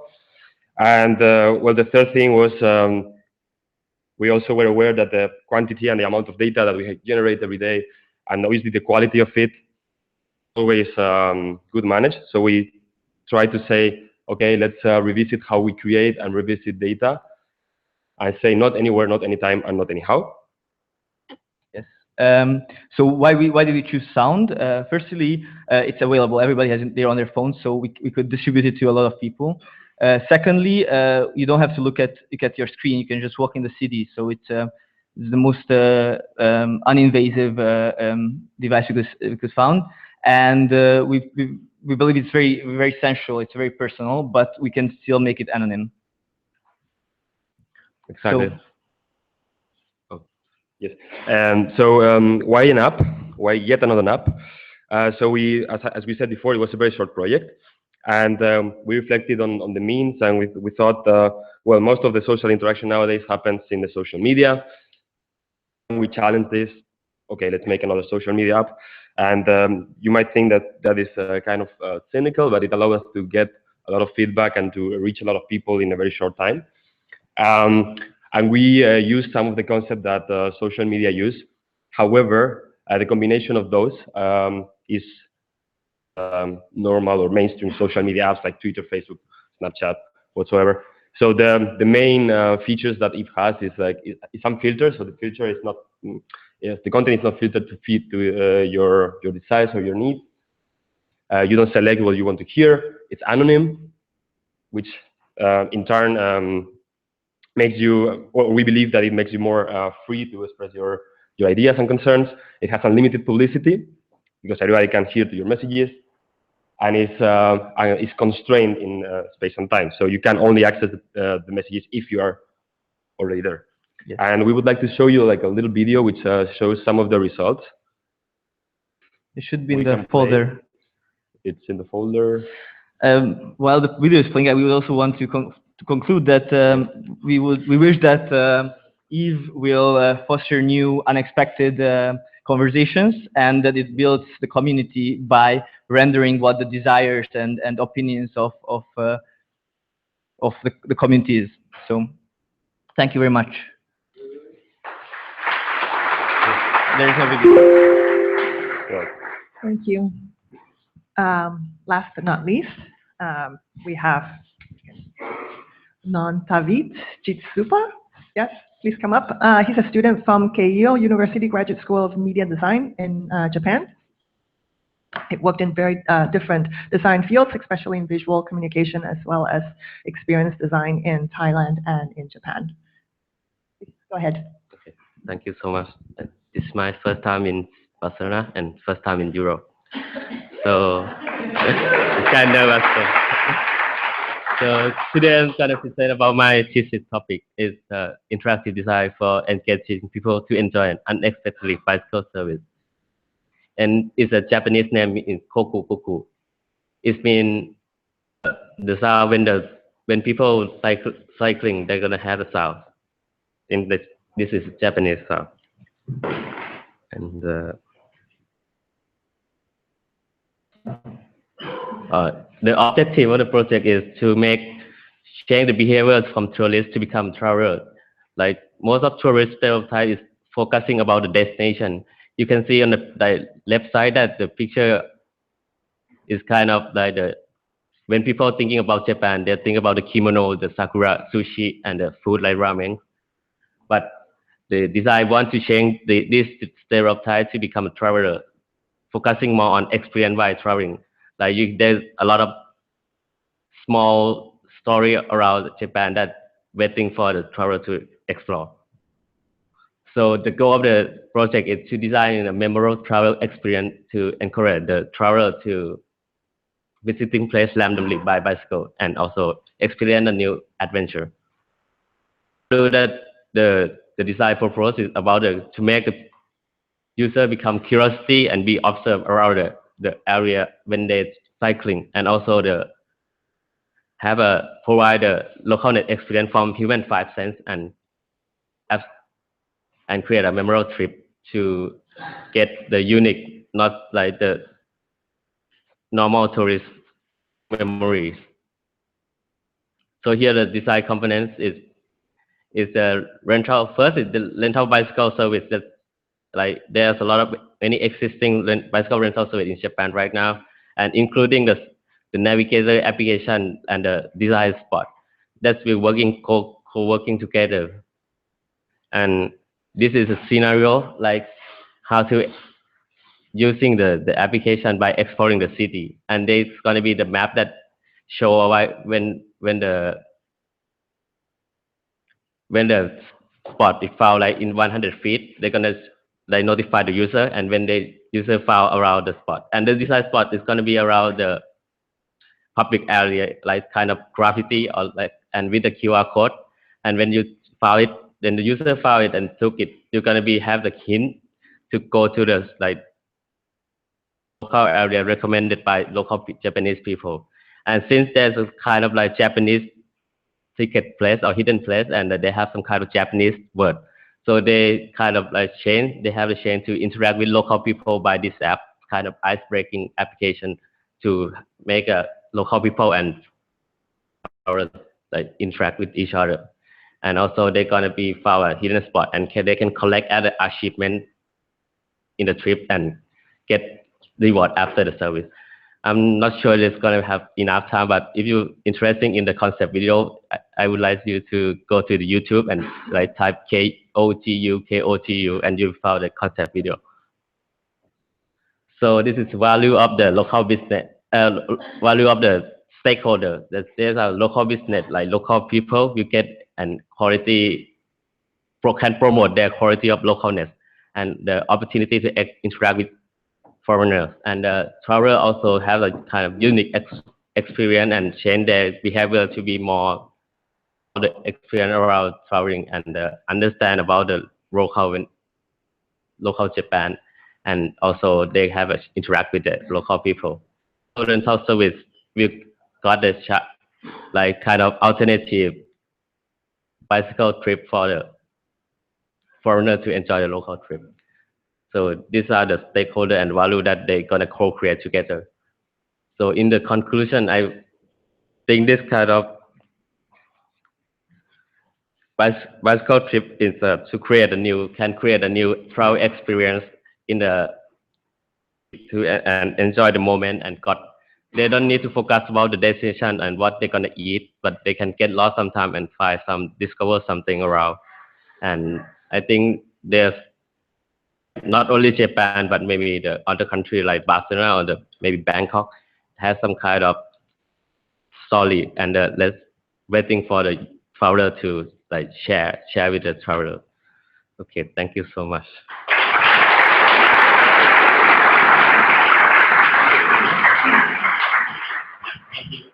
Now I'd like to invite all the speakers to come up here so I can throw some tough questions at you for debate.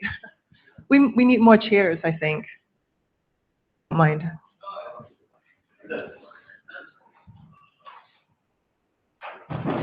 we have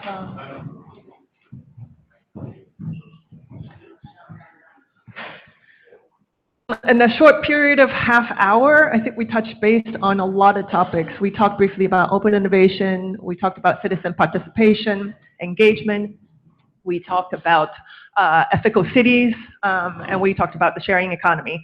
So, I'm going to throw this kind of a two-part question at anyone, all of you guys, right? Much of the discussion, I'm just going to stand one second. Much of the discussion on open innovation and citizen participation has a lot to do with empowerment of the individual. So the first part of it, I'd like to know what are your perspective? How do you interpret that in your work? And the second part is, for me, it's an important topic, is the question of inclusivity. So a lot of these platforms and technologies is technologically based. So how do you guys address in different societies where these technologies aren't accessible, or for certain types of people like the elderly and people with disabilities can as well be participatory?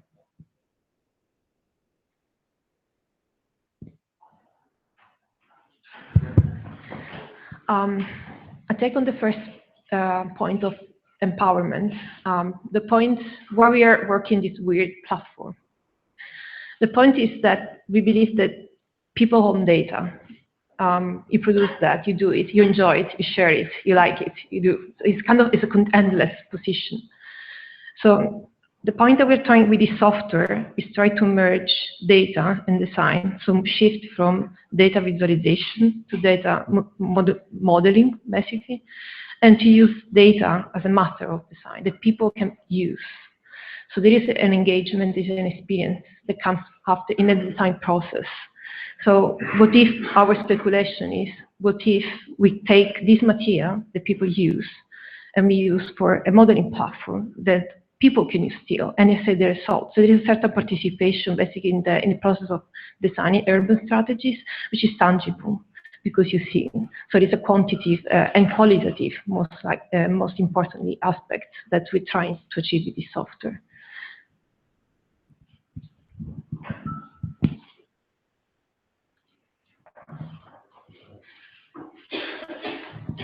Yes, so you mentioned empowerment, and I think that's the key aspect of all of this. And I think we are seeing here initiatives, and yesterday as well in the talk of Alper, we saw a lot of different initiatives that are crowdsourced in the local communities and so on. Our project, one of them. But I think what we are really lacking in society is this awareness of participating in which is the city that we want. And I think in some places we are going towards the right direction. So there are some initiatives now from legislators that allow people to give their opinion in taxes spent in doing that and that. And now I remember one of the apps, I think it was in Edinburgh, I'm not sure, where people could report holes in the road, things like this. I have also in mind, in Madrid, now we have the presupuestos participativos, which is basically people deciding where to spend money in. So I guess what I want to say is just that it should come also from above. It should be, this empowerment should also come from our local governments, so that people are aware that the city is not for them to design, it's for us to design. And I think that, I don't know, this awareness, all the things we are working in should help to grow in this direction. Okay. Yeah, about empowerment, so smart meters. You, as user of electricity and user of the smart meter, you don't benefit from it. You're generating lots of data. But you can, and this is what is happening right now in Spain, like until the end of 2018, every single household will have to have a smart meter installed at home, replacing the old analog electricity meter. Well, basically, I have one at the apartment I'm renting here in Barcelona. Basically, I cannot do anything with it. I can only look at how many kilowatts hour I have used up to a certain point in time, which is basically what I could do with an old analog electricity meter. Nevertheless, the utility provider has information about my electricity consumption, minute by minute, hour by hour. They probably can know when I'm using the washing machine, when I'm switching on the electric radiator. And there's this paradox about the fact that me, as the producer of data, access, it's not empowering me to know how I'm using. Of course, I could buy a set myself and install it in order to track my electricity consumption. I don't even think, I'm not sure about this, but I don't even think my utility provider lets me access the data of my own household. So there is clearly a missed opportunity to put this in very mild terms of this transition, of this adoption of smart technology there. But I would like to refer also to something that Saskia Sassen was talking about yesterday, about the transformative character of technology. On my last slide, I've presented, there were a couple of pictures of an organization based in Barcelona, which is quite unique in Europe. It is called the Alliance Against Energy Poverty. It's basically a network of solidarity and resistance of citizens that are being either disconnected because they cannot pay their utility, gas or water bills, or they are at risk of disconnection. Well, they have a Telegram group. They are not using WhatsApp. Several hundred people are there. Some of them are households at risk. The moment someone posts a message there saying, they have switched me off, someone in the network is likely to be a household that has been disconnected previously, will provide advice, will even physically come with this person to the social services of the municipality, to the local office of the utility company to help her arrange the reconnection of utility services. So technology can be empowering and transformative as well. Maybe I follow up on this. I think, as you mentioned, smart metering, it's the most awful exploitation of citizens, I think. So I would do two premises on civic participation. The one is not every involved if he doesn't want, but he should have at least the chance to do it.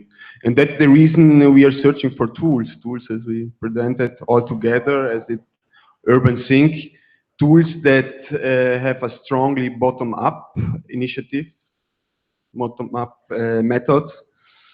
I think for Urban Sync, for example, it's web-based, so it's not just an app, you need a smartphone. And we did the experience now, because we are now in the testing phase, that especially are responding to it really much, and old Europe not so. So it's rather I would say an issue of cultural backgrounds. How much did you get involved? How much do you want to get involved? And on the other hand, it's how we are merging with our tools and how we are merging with those tools that are really technology based and are all this data from us. So I think the merging process is something that I call changing the system by going inside and placing the right content.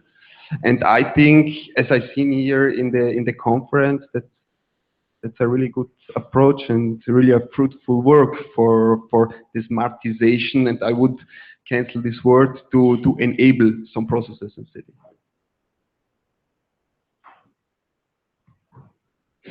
So I have another tough question for you. Getting used to talk about empowerment, to download for free many apps in our smartphones, to spend lots of time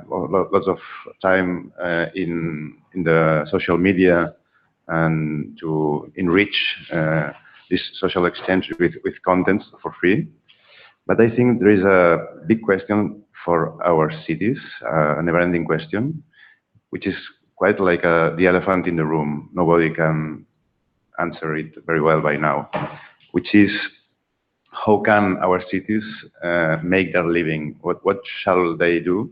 What should we do in our cities in order to earn our living? No?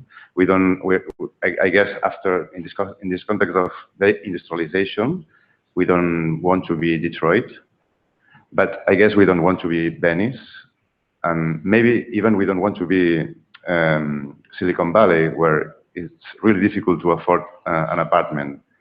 So my question is, how could these new technologies we are learning to use and we are using all the time be useful for every one of us to earn our living and to have something to do in this shared space of the city?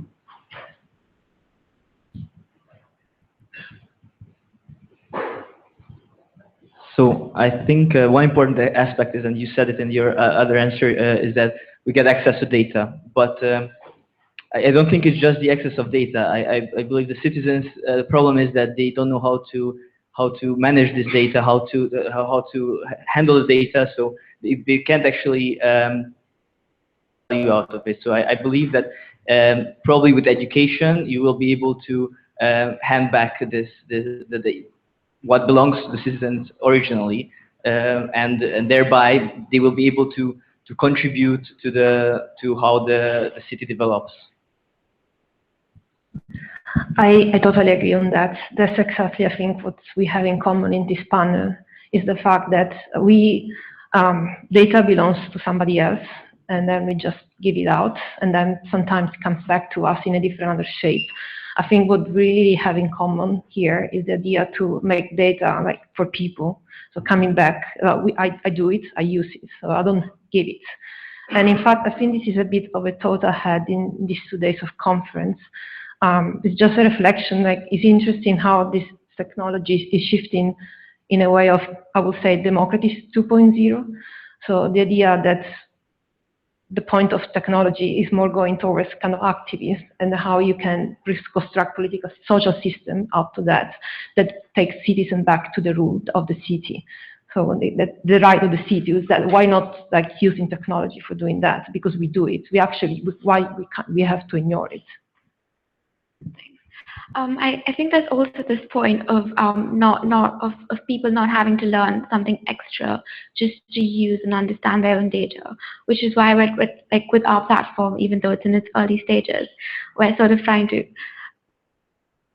make citizens see how their actions can change their lives directly in an easy way, not necessarily having to understand what data means, who owns it, and how some very contrived process can actually influence design for them. So just trying to make it easier, I think.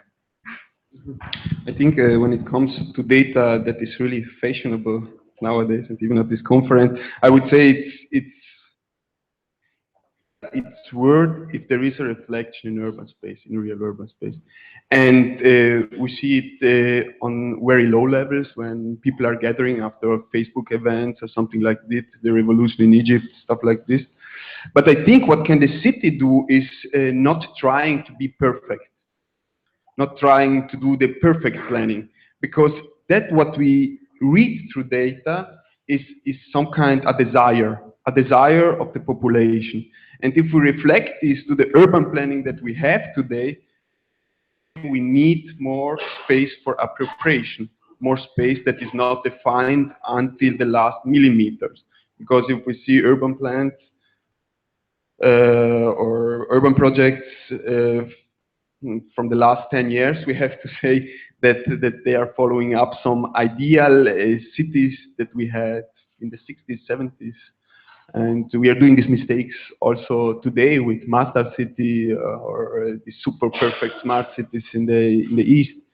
So I would say the appropriation of space, not following at any condition the money, I would say, because the money in some kind, if it's super overfinanced, it's bad for the city, and we see it because there is no appropriation of space, but it's privatization of space. So I would say the strong that holds in data is really that we reflect this data outside, that we use the data as an enabler because it's effective, because you reach more people, because it doesn't cost money. Otherwise, I would say data is not that worth if we don't reflect this way. I also wanted to pinpoint the part of the share, the word share, and I think we should be more critical about what we call the sharing economies, because they currently change the way people live in a lot of cities. So San Francisco, Barcelona, London, you name it, there are people are being displaced because these sharing economies kind of took over in proportions that were probably not expected, and everything goes very fast. So I think the legislators have to adapt, and somehow we have to be critical and be aware that all this sharing thing has to be somehow constrained or controlled or managed in a different way.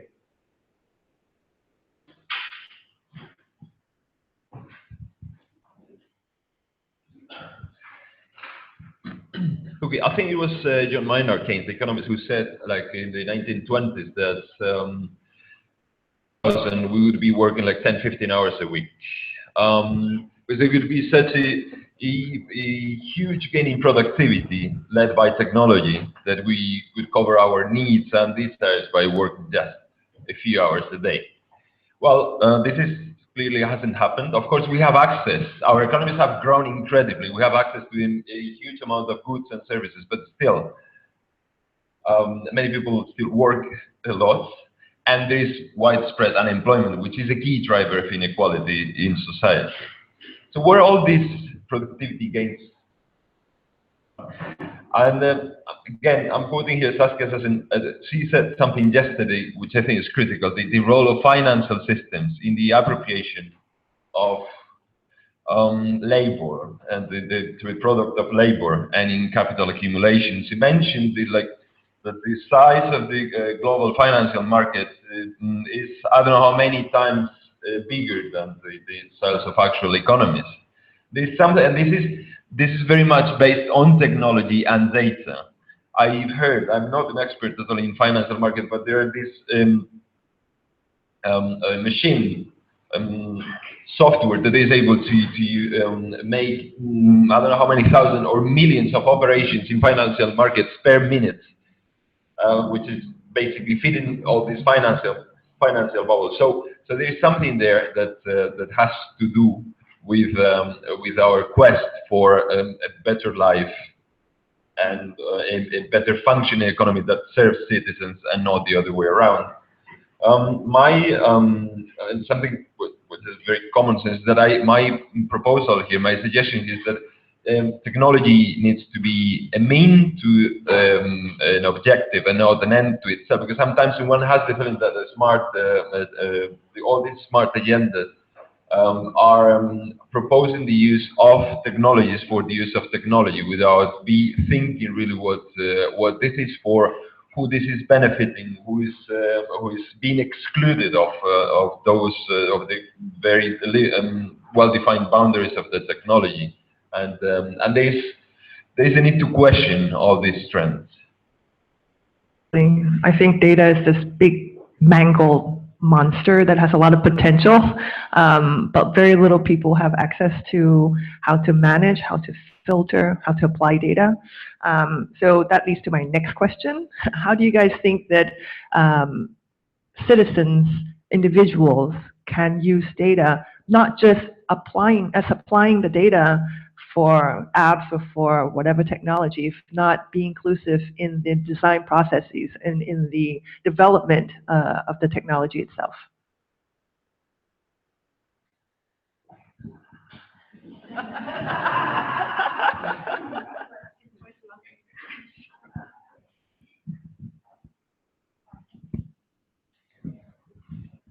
To answer the question, if I understood correctly, okay, fine, great. I've been working for a few years on the word platform in design. anymore. Why? Because I believe the platform as a kind of interaction between different kind of things, and then allows interaction, allows different stuff that basically software doesn't, because you're constraining your own interface. Whereas platform allows me to be physical to digital, physical back people. So it allows me this loop, so that I have a certain participation, and design becomes a participation process. It's a making through.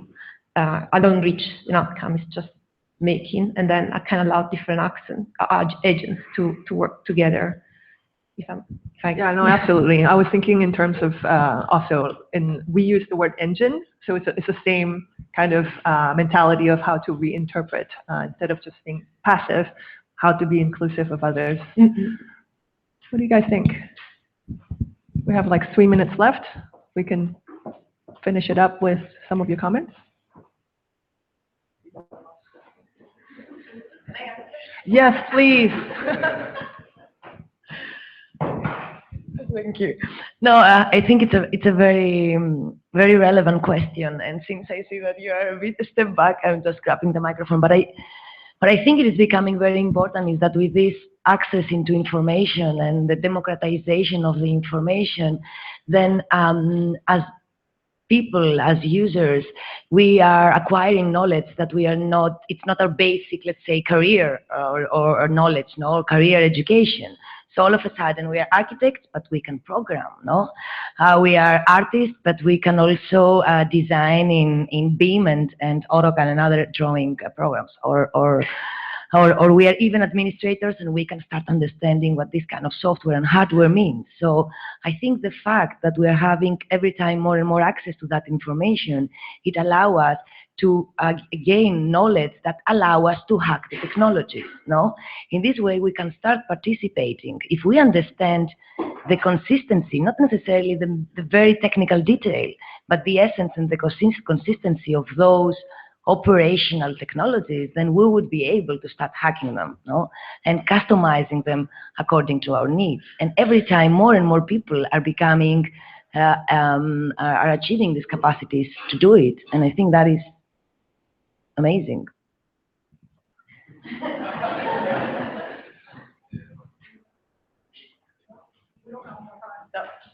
Coffee break.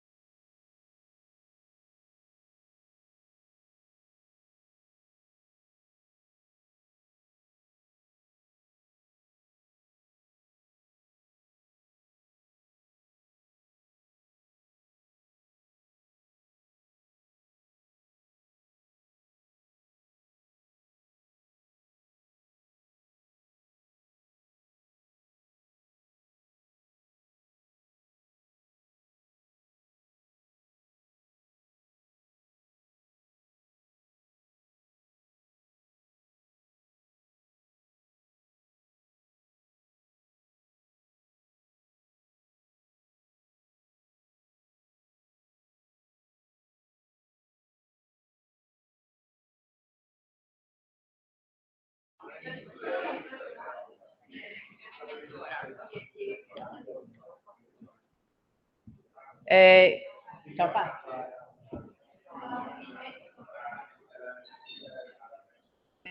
presentando la gente. Hi, everyone.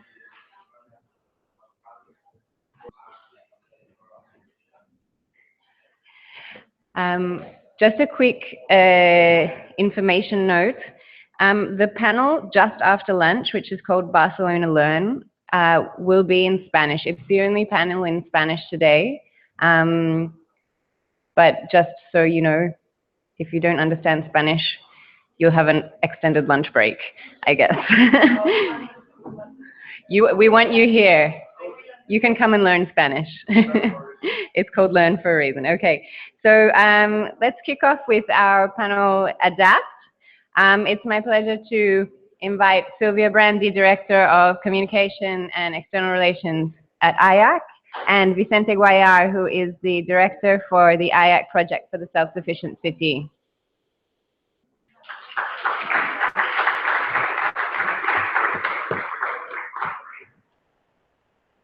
Hello.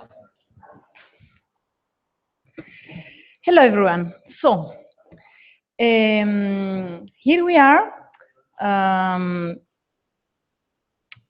like on the second day of the Responsive City Symposium, and as Areti was explaining yesterday, we are going, by the end of the symposium, we're going to have some kind of conclusions of what do we mean by a responsive city. And of course, it's going to be a polyphacetic and plural vision.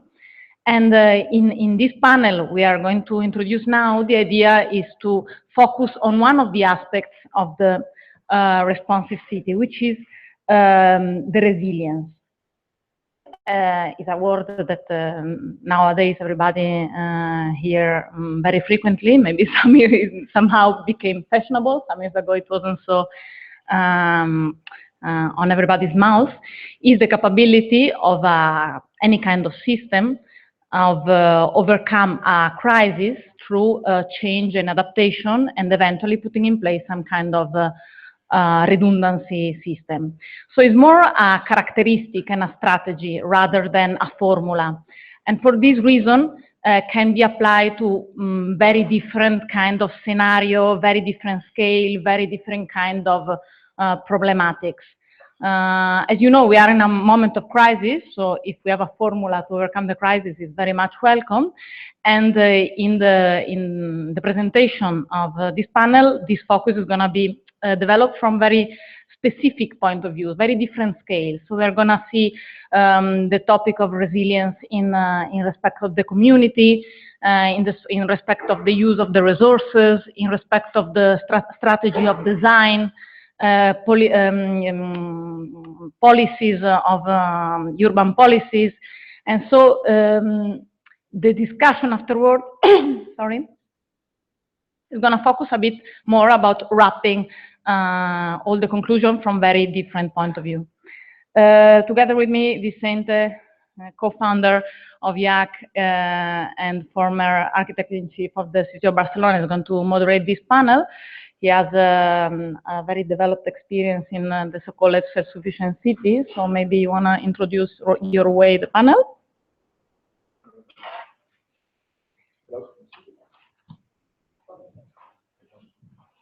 Well, no, I just would like to repeat my congratulations to Areti and Chiara for the organization of these incredible symposiums, and for all of you that came from many places around the world. One of the things that we have been always obsessed in the IAAC is about this interaction between information and cities or architecture. And then, like 15 years ago, the discussion was about interaction will happen.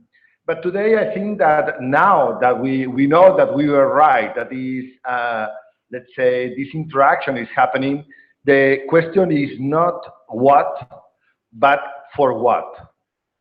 Not only important that we develop this interaction, but we try to really to develop any kind of layers related with any kind of matters to empower the people and to empower the cities.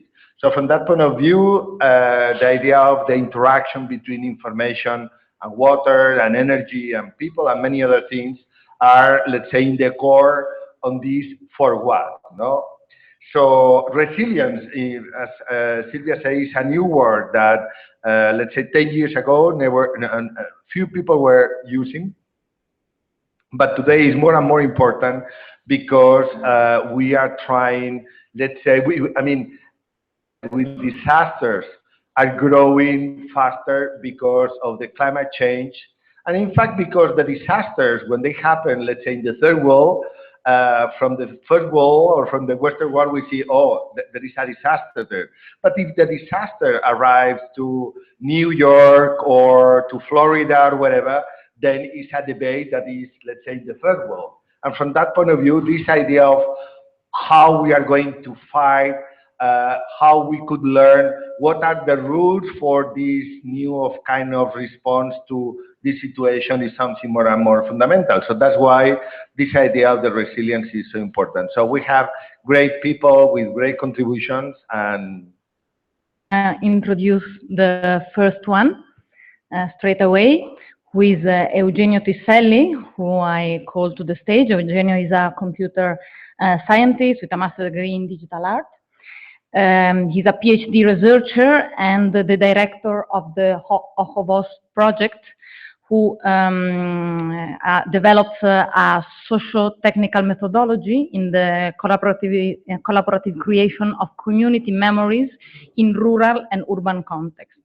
He has a very, very interesting and needed research. He has been guest faculty last year in our line of advanced interaction, and is now presenting the paper Sharing Knowledge for Resilience. Please help me welcome Eugenio.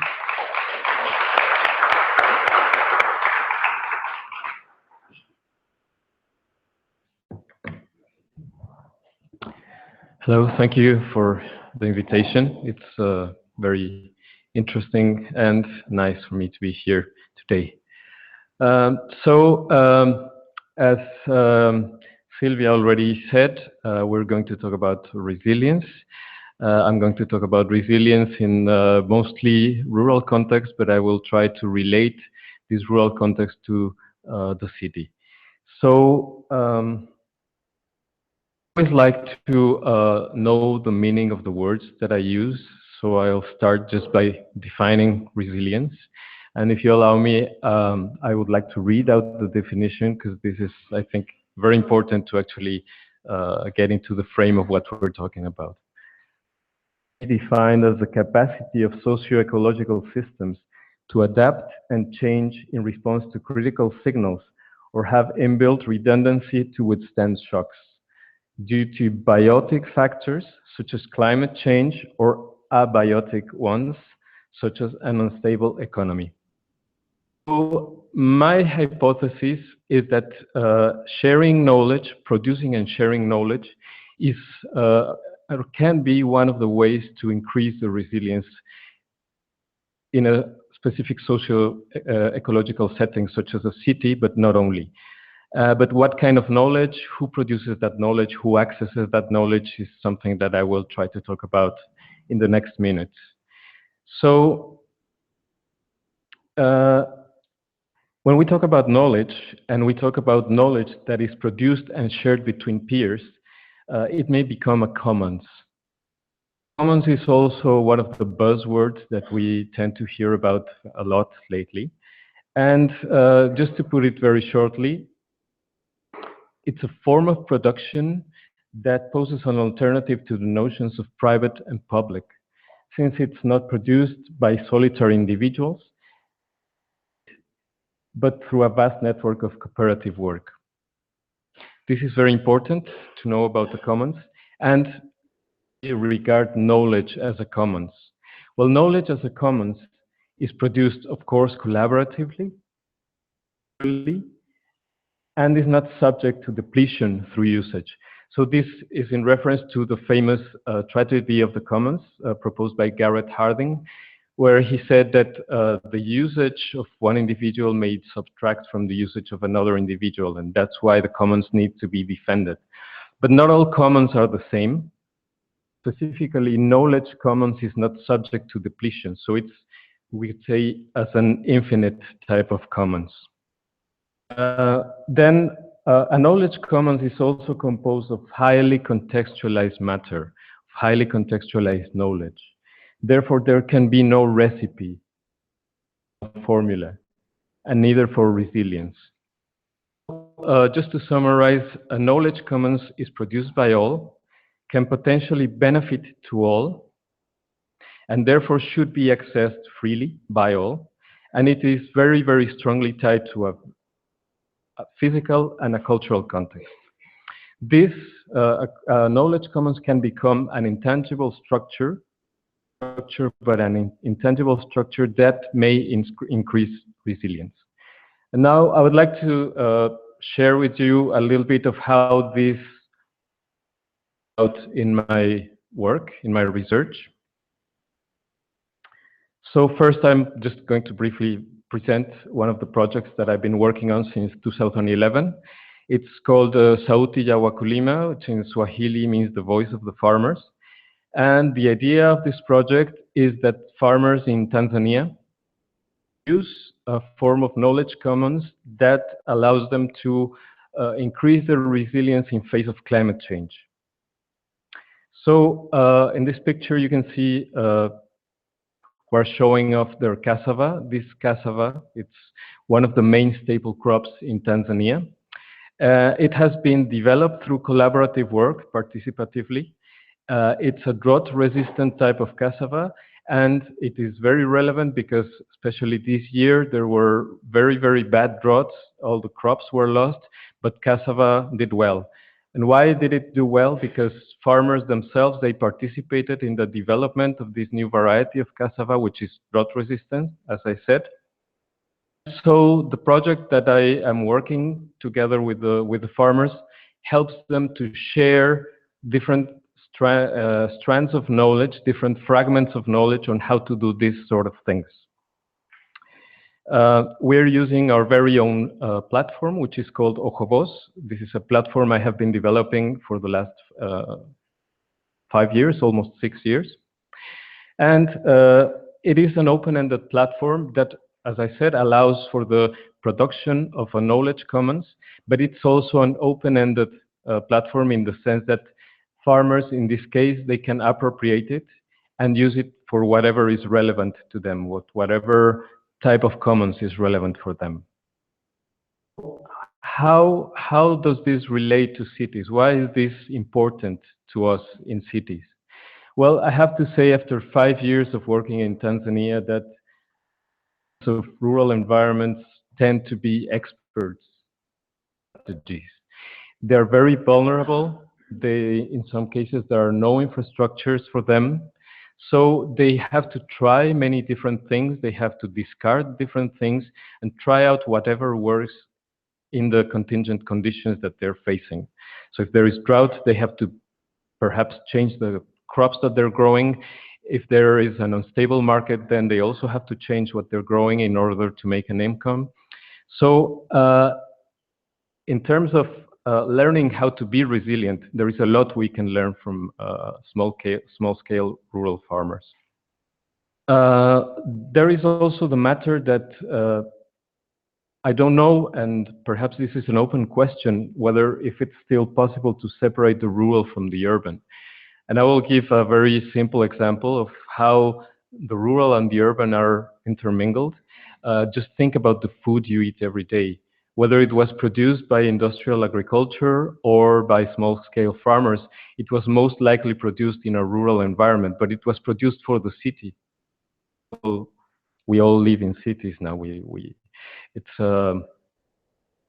Most of the world's population, we live in cities. So most of the food production comes to us, but it comes from rural environments. So in some ways, we could say that the influence of the city reaches beyond its geographical and cultural limits. So this is also illustrated by some other projects that I have been working on with the same platform, Ojobos. This first example is in Mexico City. It is a map of solid residues generated in Mexico City, but dumped outside the city. This is a very, very clear way to show how the influence of a city extends beyond its limits. There is also this project, which is called Malacachstepec, is the name in Nahuatl of a peri-urban region in Mexico City. It's actually a rural region inside the city. There are still many, many traditional ways of growing food there. And in such a case, what was produced was a knowledge commons that revealed the cultural and natural richness existing inside of Mexico City, but not only to create some sort of traditional representation of what's still there and is threatened to disappear, but also as an evidence of what needs to be defended and what might also become a source of resilience in the future. Just to finish, yes, I need to cut now. I would like to propose just 4 ways in which shared knowledge commons may help to increase resilience. It can help to identify strategies for adaptation, response, and redundancy. Help to identify strengths and weaknesses and risks. It can help to enrich the lives of people who produce these knowledge commons through a sense of belonging and connectedness. And finally, it can also help to imagine and implement alternative forms of exchange. Thank you very much.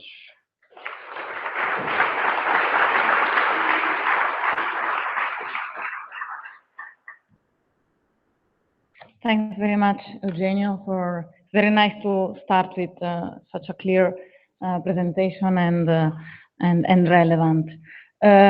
Just please try everybody to stay within the 5 minutes and keep the final discussion.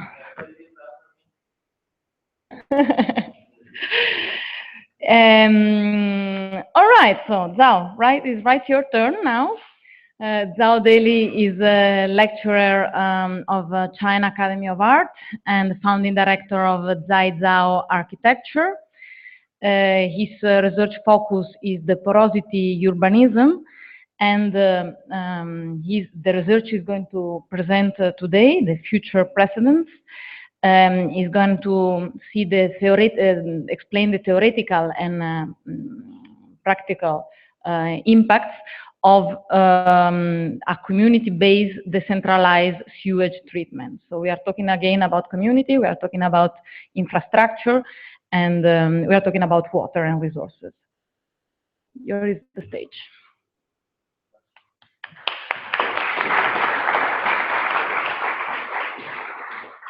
Ola, thank you for having me here. Thank you already, and thank you, Iac. I feel not alone since I'm here, since I was here yesterday. I think we are sitting here for at least one common reason, because we are not satisfied with the current urban situation we are living in, to think and envision the future, what can be of the urbanism and the architecture. But the fact is that the reality, fragmented reality, doesn't allow us to do it because of the capitalism and the state powers control. So I call it future precedents. Simply means situation at this particular historical moment cannot stop us from doing this. And these projects are supposed to happen now. So we provide these images and the ideas here to allow us to think the future is based on the existing situation and based on the now and the reality of the time of current time. In the subtitle, you can see basically this kind of ignorance from the urban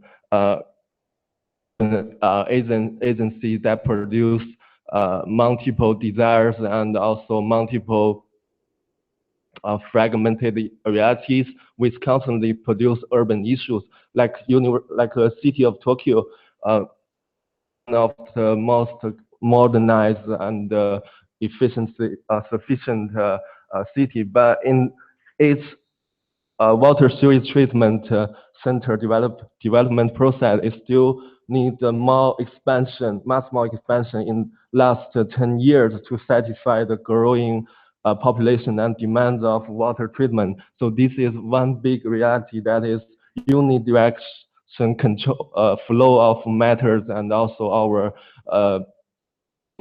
infrastructure. Have you seen any of the centralized water treatment center in your life? You are far away from it, but your production of wastewater are constantly going there to be treated. Why can't we use these budget millions of dollars to do something else? That's another way to think about future precedents. So I believe architectural practice doesn't only have one point as projection, for example, construction drawings, to represent a fixed ideology of what architecture need to be taught by your teachers, by government, or by the current theoretical context of architecture. So it's for me, for practice, we can pursue each individual. We dress differently. We're from different country with different background and cultural background. Why can't each individual with emerging technology as actor does to pursue your autonomous architecture based on the social issues, urban issues? So I call in between porous material mode, simply saying, of course, about form, but also about not like Peter Esmond said, autonomy in terms of only formal performance. We need to consider social engagement and the urban element. How can we build them together with particular formation?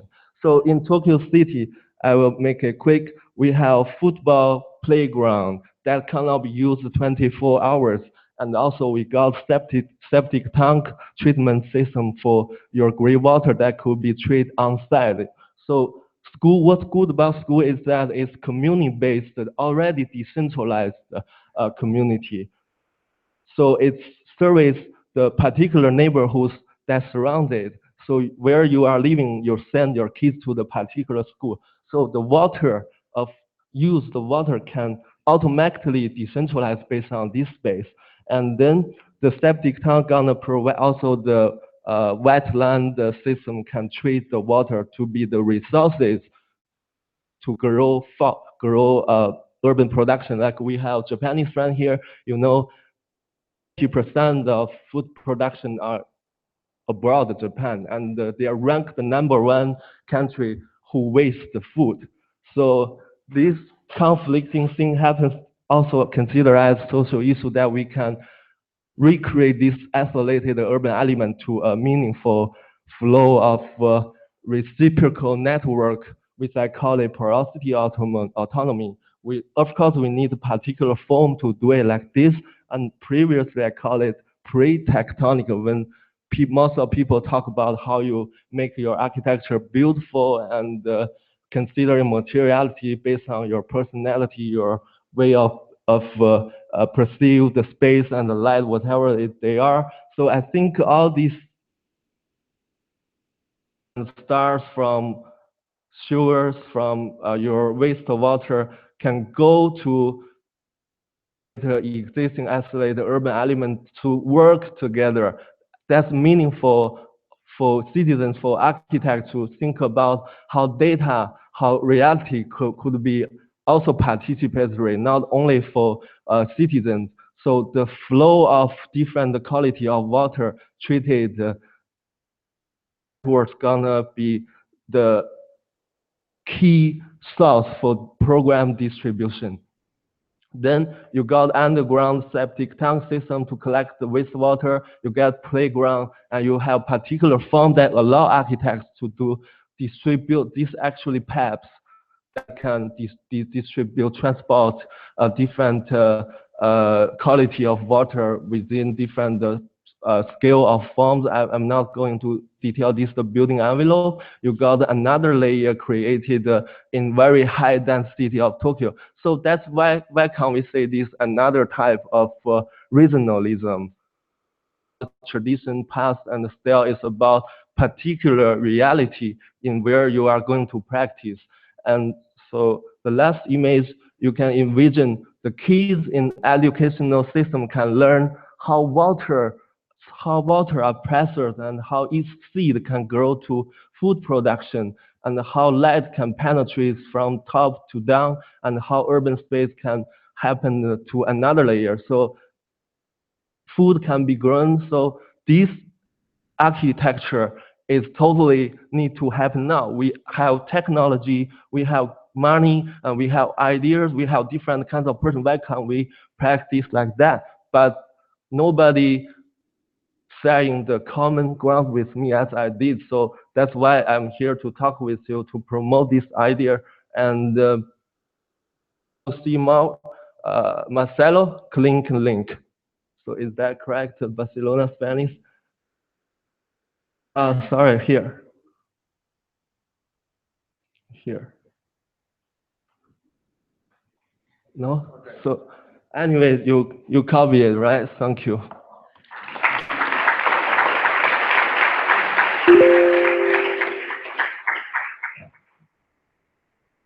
Thank you very much, Zhao.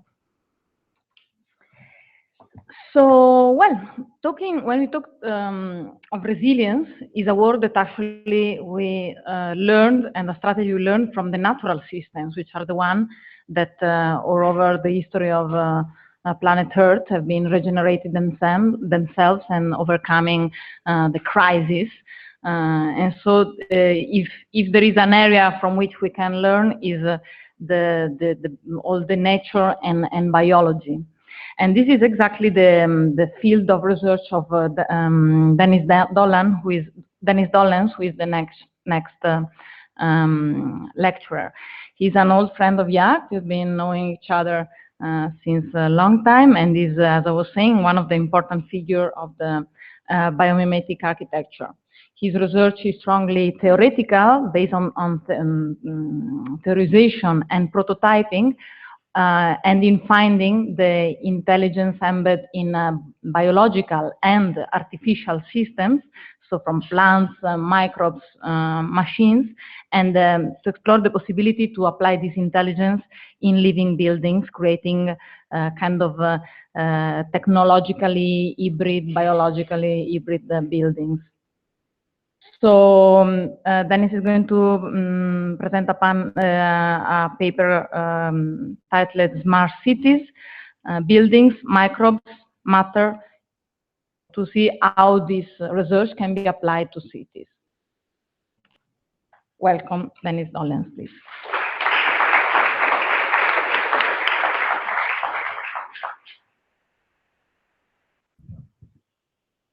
And thank you, Iac, for the invitation and the opportunity to be here today. I'd like to start out really quick with a quick introduction, a kind of preface to what is intelligence. And we keep talking about intelligence, and we have these categories, and most of us use intelligence we know from one another and ourselves. But that's only a fragment of intelligence. Biological intelligence exists across the entire scale of life, of all living things. Microbes, single-cell organisms, multi-cell organisms, plants, trees, all of these systems are intelligent. They're not all the same, equally intelligent, but they're all intelligent. So if we're going to deal with intelligent cities, and if we're going to deal with intelligent machines, intelligence is. And so my research recently through a PhD at the University of Edinburgh has dealt with working back through Turing and asking, can machines think? From that, I've extrapolated, can buildings think? And we saw with Reddy's presentation yesterday that this is a strand of thought and theory going through many people's minds. Let me start here. We don't normally question intelligence as what kind of intelligence it is, or can it be biological? This is the Rembrandt project. It's called the New Rembrandt. This is the survey of all Rembrandt paintings in existence were scanned into a computer, and the computer was asked to create a new Rembrandt. Not to forge a Rembrandt, not to simulate a Rembrandt, but to make a new Rembrandt. A computational intelligence that is taking on sensibility. So now we're seeing a sensibility that we have only known in living systems emerging from a smart computer. We've seen this with AlphaGo, beating the Go champions. We've seen this over and over with computationals, yet most of us still deny that computers are intelligent. Most of us still deny that computers can think.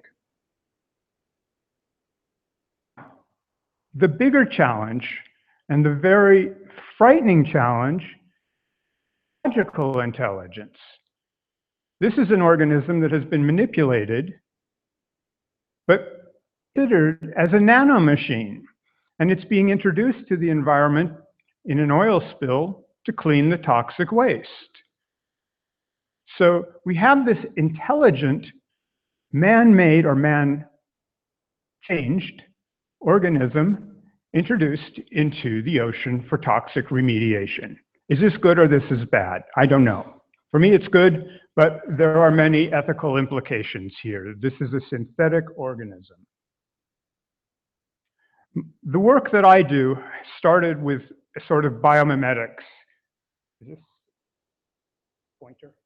Right in this area, these towers were built and simulated from plant simulations, flowers, to test areas and ways we could see how we could have passive ventilation, to see if we could orient and distribute light more fairly, to see if we could do something different through biomimetics. The project over the last 10 years, this area,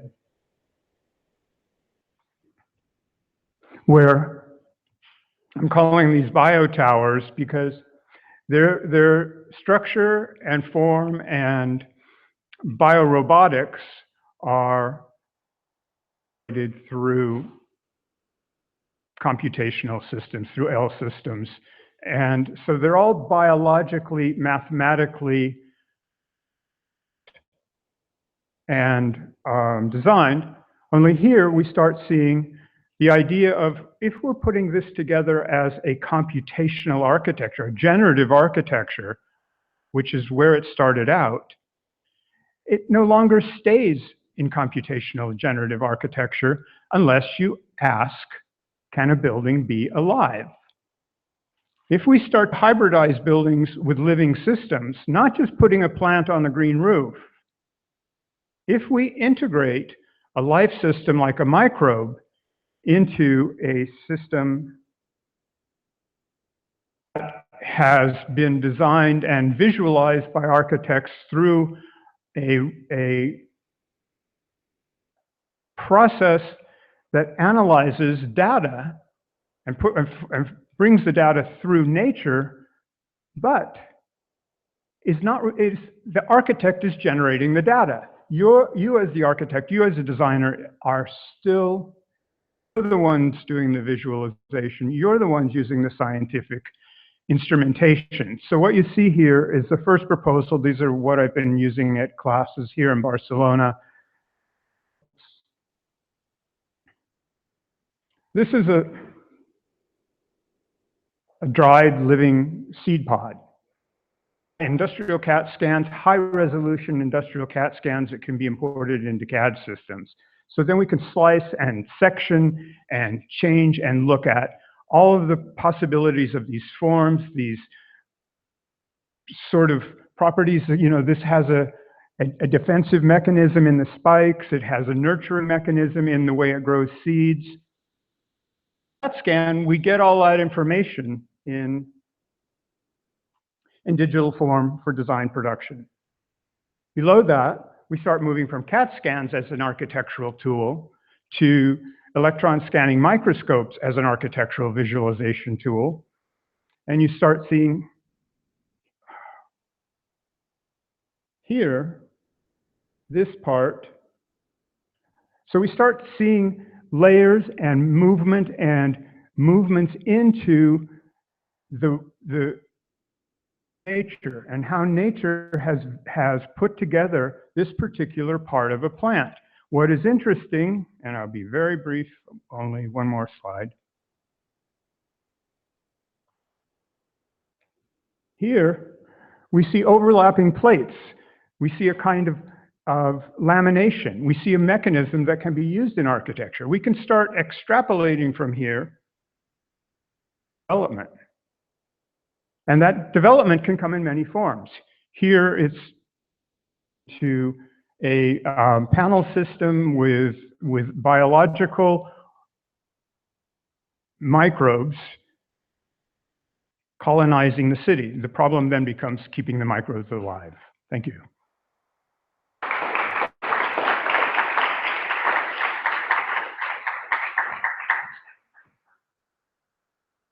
And for these mind-blowing scenarios you presented. So can machine things, can building things, can administration thing? And this, yeah, I'm teasing, but was one of the questions that Saskia Sassen was raising yesterday and was very critical about. Luckily, the answer is yes. And Lorena Perona Ribes is going now to present the policies of the Diputació de Barcelona about the health policies of the Diputació that are going through a process of adaptation, sustainability, and resilience for urban areas. So Lorena is an architect and postgraduate at the urban planning, as a postgrad in urban planning and design. She works at the Diputació de Barcelona, specialized in housing, urban planning and improvement.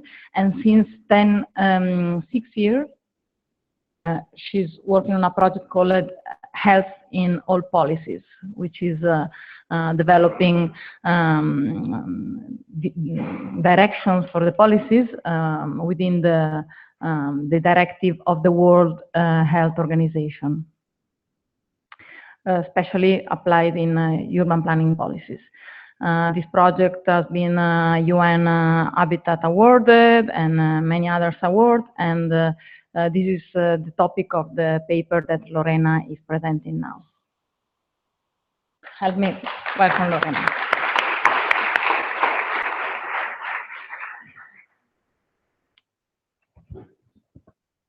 Hello, good morning. First of all, I want to say thank you to the organization, to Mathilde, Areti, and Chiara to give us the opportunity to stay here and explain our work and our project. But let me explain you first of all too, what's the Diputació de Barcelona, because a lot of people doesn't know what we do, who we are and what we do. And I think it's very important to understand the work I will explain you. I will start this way. The Diputació de Barcelona, or you can call it Barcelona Provincial Council, it's a local public administration that promotes the development and welfare of citizens in the province of Barcelona in collaboration with its 311 municipalities. Our main responsibility is to foster solidarity and provide equal access to services for all these municipalities. And as you can imagine, it's not easy, this task, because we have very different realities among these 311. For example, just to tell some numbers about, we have these 311, 64 have less than 500 inhabitants. They are very, very small. And we have another numbers, for example, we have 80 towns and cities, just over 10,000 inhabitants. About what we do in the Diputació de Barcelona, and as I said before, we try to foster solidarity and provide equal access to services for all these municipalities, towns and cities. And we try to do it building a kind of network of municipalities. Since we have different realities, we try to offer several kinds of help depending on the city council's demands and their citizens as well. It can be technical, it can be economical, and technological support too. What are the main challenges we try to face? Although you have here more scientific evidence or the news you can read in the newspapers every day, also the detail of the numbers, I would like to point just three challenges we want to face. The first one, most of the world population will be living in cities in 35 years, and an important part of this population will be elderly people. The second point is if our cities keep growing in the same way they have been doing so, the air pollution and the environmental noise will be a huge problem, and our health will suffer the consequences. And the third point I want to insist to is about if we cannot make our citizens start cycling, walking, and living in a healthier way, or we don't pay enough attention to the climate change, we will not have a future. I'm very sorry, I don't want to scare no one, but we just really think we need to start working in adaptive, sustainable, and resilient and health cities to find a way into the future. How can we help municipalities to face these challenges? We strongly believe we can prepare our towns and cities to be more adaptive, sustainable, and resilient through healthy urban planning. Learn from the mistakes of our past with an urbanism based on economic interests, and we should start thinking in a urban planning focused on the people. And if we put the people in the first order, their health should be the first too. We just need to listen to the World Health Organization and make the urban planners understand that the 80% of health determinants you see here in the dark blue are in the urban environment, and thus the way we think and design our cities. What did we do in this direction? The first thing we did from Diputació de Barcelona was to put together a multidisciplinary team. And it may seem maybe obvious for you, but it's not easy for an administration. And it's one of the reasons we were internationally recognized, to sit down different multidisciplinary people. And then we try to link scientific evidence with the technical and political practice areas. Are the results? Just one of them, to explain just one, it was a free access tool to design places for a healthy life for policymakers and practitioners that contains scientific evidences, best practices, and recommendations in 5 action areas. These 5 areas, you have them here, are participation, urban planning, public space, housing, and facilities. As an example, in just urban planning field, you may find we try to give some recommendations to the municipalities to adopt urban morphology to bioclimatic conditions, or as another example, in public space field, you may find we try to give recommendations to make the public space for managing social cohesion. And we have also, I'm finishing, we have also launched a series of pilot projects. We are experiencing some of the World Health Organization tools too, such as HEAT, it's the Health Economic Assessment Tool, in order to find how they can help our municipalities. And we are also trying to develop new tools, such as a Health Impact Assessment Tool for the urban planning documents. And such for conclusions, I would like to give you 3 ideas. The first one is that from Diputació de Barcelona, we always try to keep in mind the citizens are the key target for us. The second idea is that the health and urban environment are strongly interrelated, and we cannot forget it. And the third one, since Saskia Sassen said yesterday, we should throw up a lot of laws and create new ones. We say, yes, maybe yes, but we also say we have a lot of work to develop and spread the evidence to help politicians, lawyers, and practitioners to make the best decisions, laws, and cities for the people, and at the end, for ourselves and our health.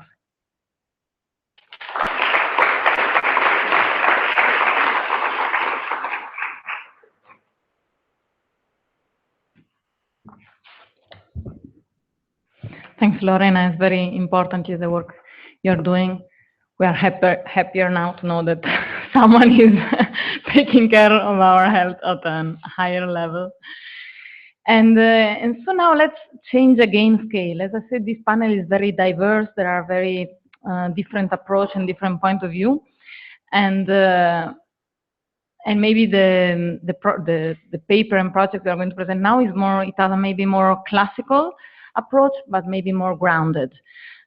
Giulia Boller, architect and engineer from the University of Trento, is going to present a project about the Adige Park in Trento. Trento, as you know, is an area of the northern Italy among mountains, where the landscape itself is an infrastructure, as the title of the Giulia's presentation. And so how an architect or urbanist can act on this.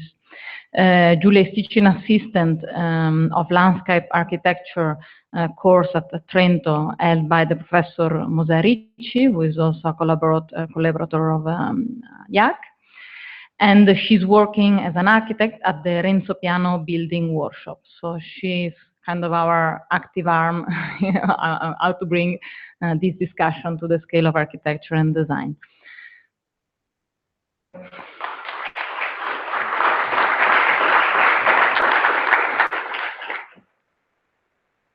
Thank you for the invitation, and I'm very happy to be here today. The research project that here I present is my thesis project in architectural engineering at the University of Trento. The development of a river park in Trento using landscape as a design tool. And in particular, the research studied existing residual open spaces in Trento and their relationship with the Adige River, trying to reconnect the city with it. The research started from a simple statement, the fact that, I'm small, the fact that when we usually speak about the places along the Adige River, we usually think about places like the one above in the slide, or past industrial areas that lost the relationship with the river and at the same time lost their role within the urban dynamics. And in this way, the project tried to find landscape as an urban infrastructure to reconnect them with the river. The landscape was thus used in two ways. On the one hand, it was used as a lens through which it is possible to understand the context of intervention, as Charles Waldheim says. And on the other hand, as a design tool, with whom it is possible to act on it. The river park in Trento already exists, and it is composed of these 33 areas that were called recycled footprints, so called because they are the footprint of the territory of concluded life cycles. And they are huge abandoned areas that cover a surface that is almost 2.5 times the surface covered by the city center of Trento. And starting from this study and from the study of the value and the risk map on the landscape heritage in Trento, it was possible to define a possible open space network with, in a way, of a new park that could reconnect these urban fragments, both spatially and in terms of meaning, with the Adige River. The design, the project was then developed by the overlapping of the three design systems, an ecological system, a productive system, and a public space system. But for each one, there were chosen some devices in order to give specific performances to this kind of project. And each device was then modified according to the context of intervention, and in particular, the project considered the blue and green infrastructures, the riverbanks, and the footprints. Particular attention was paid on the mitigation of the flood risk, and in this way it was considered and studied the hydrologic cycle and the time of rain in the city of Trento using a modeling that was adopted by the environmental engineering. And in this way it was possible to see the quality and to verify the quality of the landscape project, seeing how how much could be performative according to the city of Trento. And in this way, we can see from this slide that the project increased the soil permeability of the 10% or the 15%. And in this way, it was possible to have a flow rate reduction of the 10%.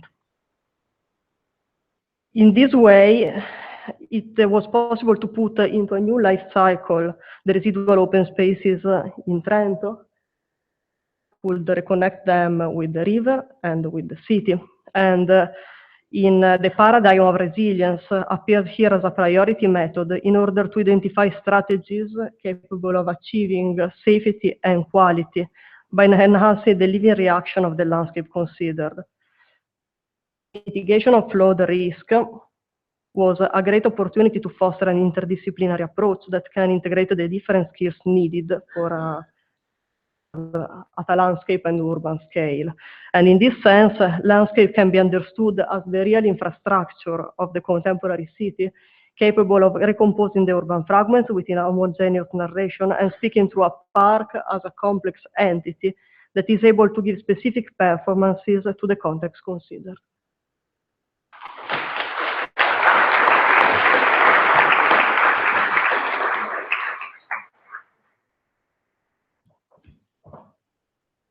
Thanks, Julia, perfectly on time.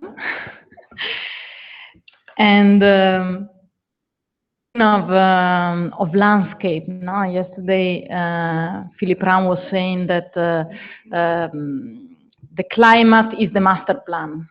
So how the data climate can really be a tool to rethink the space we are living in. This is possible thanks to projects like the one that our following panelists are going to present.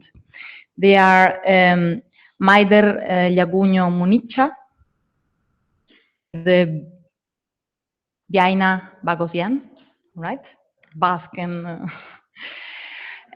Maider, she's a PhD candidate at the Institute of Technology in Architecture, ITA at the ETH Zurich, and as well as the Civil and Environmental Engineering Department at the Princeton University. She's principal at the AZPML, Alessandro Zaera Polo and Maider Llagugno Architecture. And she's the director of the AA visiting school at Bilbao, San Sebastian, as well as adjunct faculty at the Columbia University. Biaina, she's a PhD researcher in media arts and media art. And she also teaches at the School of Cinetic Art at University of Southern California. She has a master in advanced architecture design from Columbia, and she's principal of the LA-based studio Somewhere Something, developing projects related to the intersection of art, interaction, computation, and fabrication. And as well collaborates with a long list of universities that we don't have time here to list. So they are presenting the paper Enhancing Urban Microclimates that will show us how we can put in a system real-time data, climate, and citizen participation. Interestingly, we have also in front of you is sitting Guillaume Camprodon, who is one of the developers of a project very, very close to the one you will present, which is called Smart Citizen. So I suggest you have a talk afterwards since you are sitting close. Thank you, Maider. And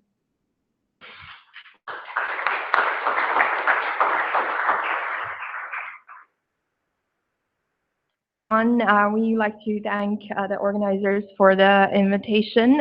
So the research presented here is a collaboration between ETH Zurich and University of Southern California. Can you please click on the screen? Yeah. Thank you. Our understanding of the relationship between city morphology, materiality, and urban microclimatology has been limited due to the lack of availability of urban microclimatic data. So in order to better understand the influence of parameters such as building geometries, trees, or topographical variations in urban microclimates, it is necessary to utilize measuring techniques that gather higher spatial resolution than that of weather station or static sensory networks. But can we also involve the citizens in this process? Our research focuses on devising a workflow where citizens are engaged in the data acquisition process. We are proposing a real-time data gathering methodology based on dynamic sensing, which utilizes readily available electronics for environmental sensing coupled to mobile devices. We are employing bikes for neighborhood scale sensing and UAV technologies for building scale sensing. Our sensing kit contains 3 sensors that gather temperature, humidity, and CO2, which are geotagged and stored in a repository for real-time visualization and analysis. The data analysis follows 2 methods. The first one is based on image analysis and classification, what you saw in the previous slide, and the second one is based on GIS analysis. Here's an example of the sensory mounted kit. Here's an example of our sensor kit mounted onto the 2 dynamic platforms that we're using, the bike helmet and the UAV. The data is gathered in both video and numeric data forms. In the table above, you can also see an example of a typical data log per sampling using both methods.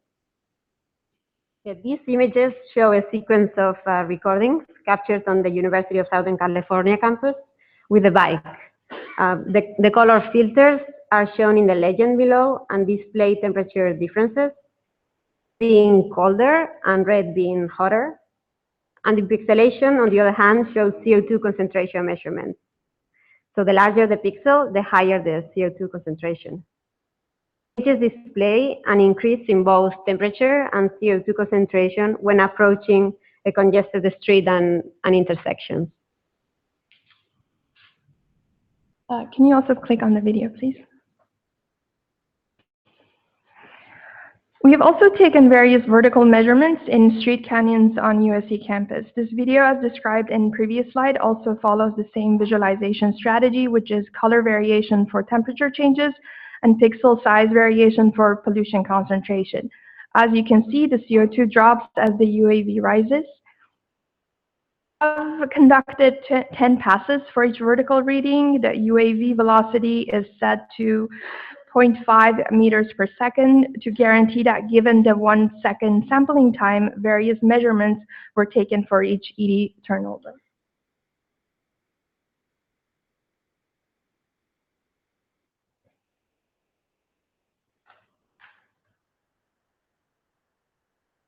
The acquired data is then translated to GIS file types to not only analyze the findings, but also share the information with the community. Using various visualization methods, the acquired data is then verified to better understand various spatial patterns.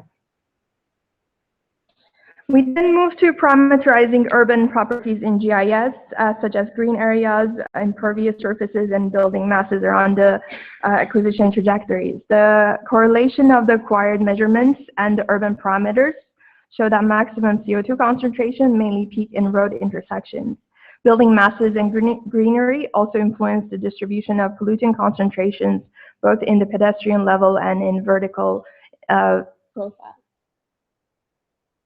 Yeah, we have also used this data to test other urban locations, and currently we are working on a crowdsourced microclimate sensing platform. This last slide is reflecting upon the current research, which is focusing on WebGIS, where we are working on the application of our collected data to mobile apps. And we are hoping that this becomes a method for engaging the citizens with urban microclimatic data. So thank you.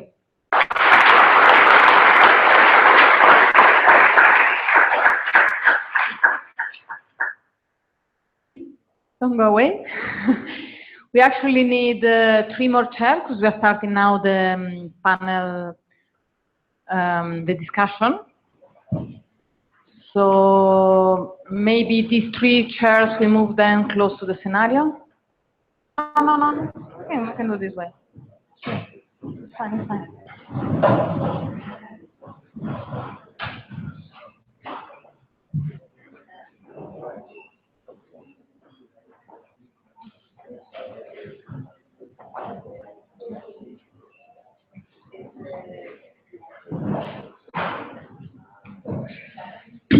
How are we going with the time? How much time do we have? Vamos mal. 20 minutes. All right. It's fine. It's going to be a nice conversation.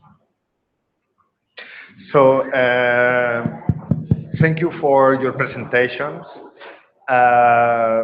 Again,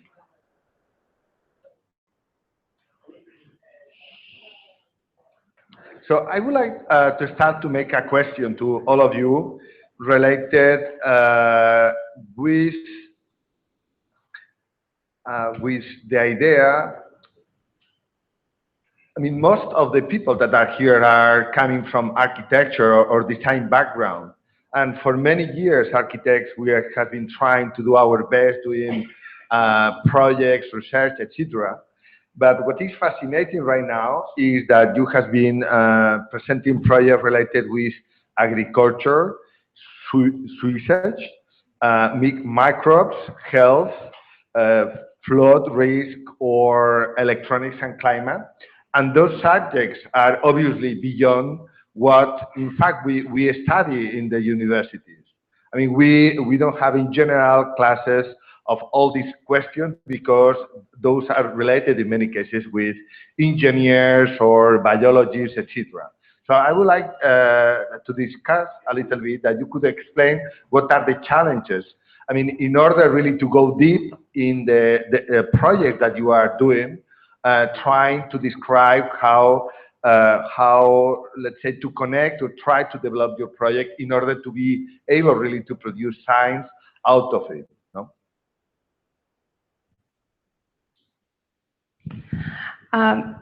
Well, in our case, it is a collaboration, and interesting enough, we are trained as architects, quite traditional education. And when we were doing our master's studies at Columbia University, we realized that the questions that we were asking were well beyond the answers that we can find within our department. So in our case, Maida continued in engineering at ETH, and I continued in interactive media. And working together, we find a very interesting balance between the scientific approaches that she's bringing into the collaboration, as well as a lot of the interaction design and user-friendly concerns that I can bring in from the interactive media development. And I think that's what we're seeing. We are starting to more than ever reach out beyond our field, because we know we brought up with this notion that architecture is the most complete profession because it's about everything, but at the same time, we can argue that it's the most incomplete profession because it is about everything. So we are starting to other complementary practices to what we're doing. And I think we should not shy away from collaboration.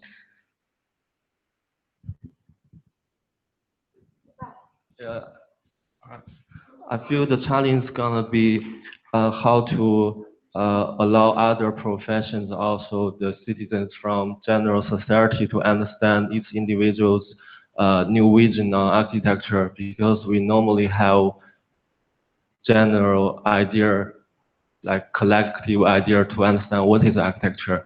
When you try to naturally envision the future of architecture that is produced from constantly the urban issues problem, that's so natural for us, each of us, to think about what can go beyond to traditional sense of architecture. Is really like Cecilia said yesterday, the term of hacking.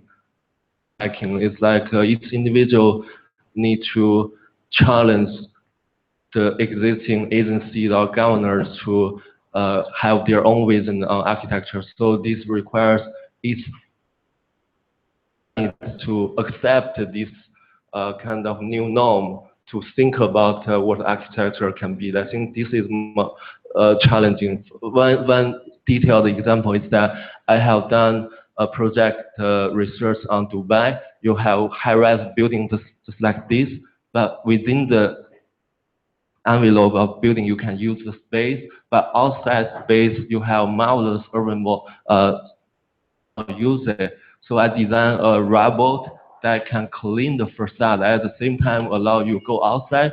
But one of our friends, as an architect in China, he will criticize on this kind of, is this architecture? And then I need to talk about with you, okay, let's talk about this. This is architecture, why not? So that's gonna be the challenging for me. I think it would be interesting to turn the question a little bit and say, in relation to IAAC, that there wasn't a Fab Lab, and even less time in the past, there wasn't Valdara. And so we see an architecture school that's moved into fabrication at a very, very sophisticated level. An architecture school with the possibility of moving into biology and environment in a very real sense through another campus. So where I see biology is providing new kinds of information, architecture, and that lets people be dependent on their own visions. It lets them extrapolate and move and make from information that they either create or visualize and verify that they discover. And so that's how I see new machines coming in. While IAAC doesn't have industrial scanning or CT scanning or electron scanning microscopes, I think they should. Yes.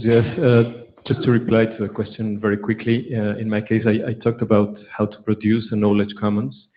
And I do see a very strong role for architects, which would be how can architects actually create spaces that favor the production and the sharing of knowledge commons. And I mean, many of us, not only in this panel, are using apps, which is fine. But I think that we shouldn't renounce the physical space. It's quite contradictory because we talk about participation, but we're sort of automatically talking about data and networks and information. And we seem to forget that space is still the glue that ties us together. So yes, I think perhaps it's a very traditional role for architects, but I do think that spaces need to be thought in terms of resilience, production of knowledge, even intangible flows in the city. In my case, it was a bit different because I'm both engineer and architect, and I studied not really in an architectural school, but I studied together engineering and architecture. So the approach that I had toward flood risk mitigation was a hydraulic approach. Like I made some modeling of hydraulic, and I verified my project in considering the environmental engineering. This is why I had two supervisors, one that was an architect and the other one that was an engineer. And on the other hand, for the company, for the things related to ecology and social sciences that I also consider in my thesis, I asked to other people to help me to achieve these performances at the same level of the previous ones. In my case, I have to say our main challenge, I think, is I have learned a lot working with together with the people that is working health in Diputació de Barcelona from another disciplinary. I'm an architect and I have learned a lot, but I think our main challenge is to convince to the urban planners that the people that used to make the urban planning in the municipalities, they have to think the same than us, that the health is very important and they have to put it in the first place in the urban planning. And I recognize it's very difficult for them because a urban planning process in a municipality can last 10 years, for example, to all the tramitation you need to do until you reach the final step of the urban planning. Then it's a very long time, and putting something more, you have to take care of it, and to put something more difficult. I understand it cannot be something it can like, but I think they have to convince them. I don't know how, but we have to do it. To think the same, and the health is very important. Going back to what you mentioned, like how do architecture schools react to all these new things that are happening, and we are interested. It's like there is a growing community. I think that, for example, is researching on microclimate data and its relationship with architecture. In my particular case, it was quite hard, I have to say, to get into this research. That has been the focus of my PhD. And I joined the ITA as you introduced me, at the ETH, and then the Civil and Environmental Engineering Department in Princeton. And I was working with scientists. I was the only architect, and all the rest were scientists with all the scientific methods, experimental work, fluid dynamic simulations, blah, blah, blah. Everything was foreign to me, a lot of learning. And then I decided to focus my PhD on thinking about ways to translate these experimental and CFD techniques to more affordable approaches for architects. Like, for example, designing a wind tunnel that is easily mountable in architecture school. Like, we do have digital fabrication technologies now, so we can easily transform them into kind of these experimental environments to develop design and analysis at the same time. So I think there is a possibility to work between design and these new parameters that we are understanding now with the new technology.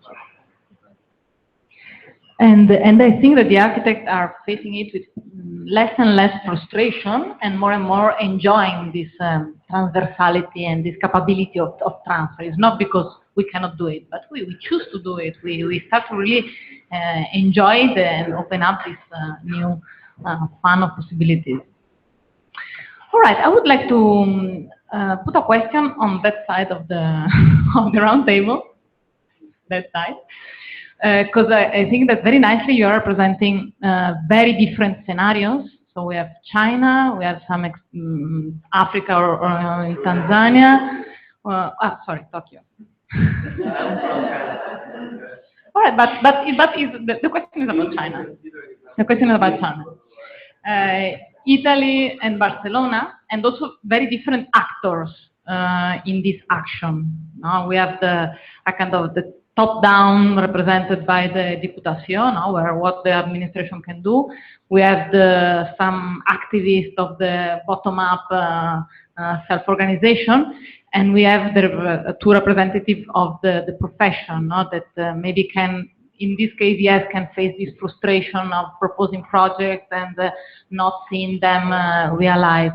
And so the question is a bit also related to what Lorena was saying, and to what on the last answer about the difficulties of applying the policies, and also about what Eugenio was saying. There are no recipes.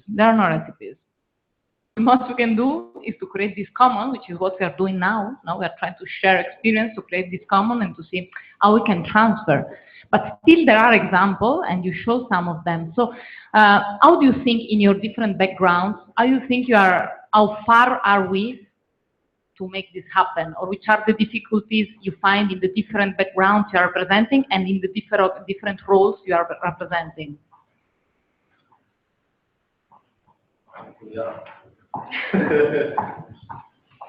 Well, maybe, I mean, one of my background is IT. I'm actually a programmer, and I have to say that perhaps technologically we're quite far. But what really needs to change in order to many of the very, very interesting projects that we have seen today, and I can think about many other projects that are also very interesting. What needs to change is several factors. and there is this huge resistance to actually trying to not use technology, but actually transform technology and actually make it work to create a change. We also don't agree on what change means, so that's also quite a huge obstacle. And it's not really an obstacle. I mean, conflict has been identified as one of the sources of debate, democracy, etc., the dynamism, the diversity of a city. But at some point, there are some very pressing challenges, such as climate change or failing economic models. So we do need to actually come to a sort of an agreement, even if there is an agreement to disagree. So I think that perhaps technologically, but culturally and socially, we still need to actually get talking and get going towards whatever we're going to. Yeah. I don't know if there is really a change of the mind, but I think that there is most another adaptation of the mind to the real needs and to the needs of our century.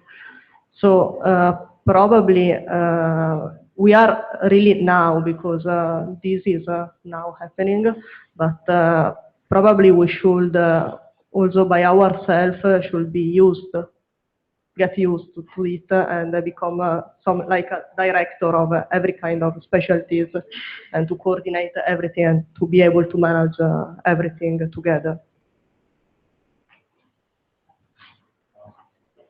I feel the biggest difficulties for me is that how to, because for example, I'm teaching at China Academy of Art in China context, so it's so difficult to practice outside the academic area to resist the economic growth of the, let's say, the capital, what architectural capital wants to have based on the image of the city, what's fancy that's gonna be mostly built. So if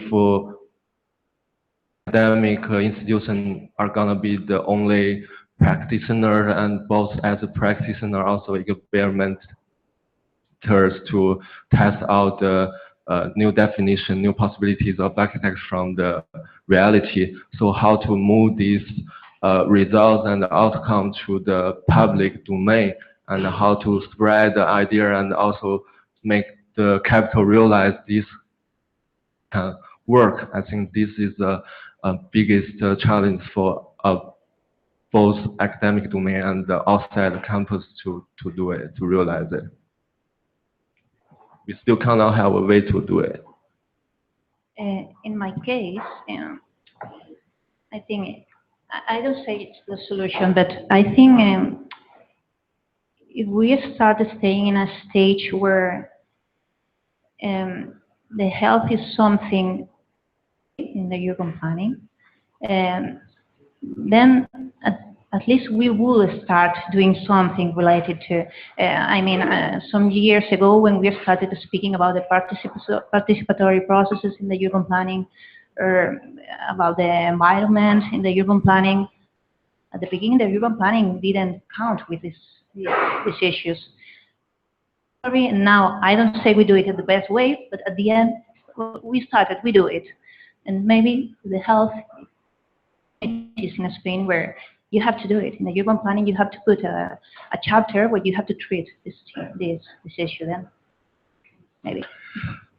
But I think we have only 3 minutes left, and I would like to make a fast question to all of you, because there is an interesting discussion about how we can produce all the changes that all of you are imagining. In general, we try, I mean, there is a big deception about what the politics are doing, that in general they are not doing anything at all. And that's why, in general, we try to say we should work in a bottom-up situation. By experience, I think that in order to make a real revolution, you need to have both sides. You need to have people that are working every day on doing things, and obviously you need to have also someone that is taking some decisions that are really making a change. So I would like to ask you, imagine that you are the mayor of your city. I would like to ask you in 10 seconds or 15 seconds, what are the decisions that you will be taking in order to transform your project, that maybe is an emerging project, in a solution that will be applied as a, let's say, as a standard for the city, for your city. So you have 10 seconds to become a mayor. Be a mayor in 10 seconds. Our next goal is to take our project to urban scale, and as someone who lives and studies in LA, transportation is the largest issue. So our goal is to actually crowdsource our research to create an app for air pollution to also promote biking in cities. Okay, so I am not asking what is the next step for your project, because as we see, everyone can be a mayor. So I am asking you, imagine that you are a mayor, please, what you will do in order to make it possible. So please become a mayor. There are two ways to do it. One of them, I think, is policy level. I am interested in one policy that is being implemented in Singapore and Hong Kong, for example, the AVA, which is for air quality, urban health. But that would be one way, like at the policy level, air quality, so that everybody that is a designer or planner has to go through this quality check in their project. But also there is a need that for citizen participation, so that this data is collected, because at the moment we don't have availability of urban microclimatic data. So this is something that has to be created, because cities don't have it either.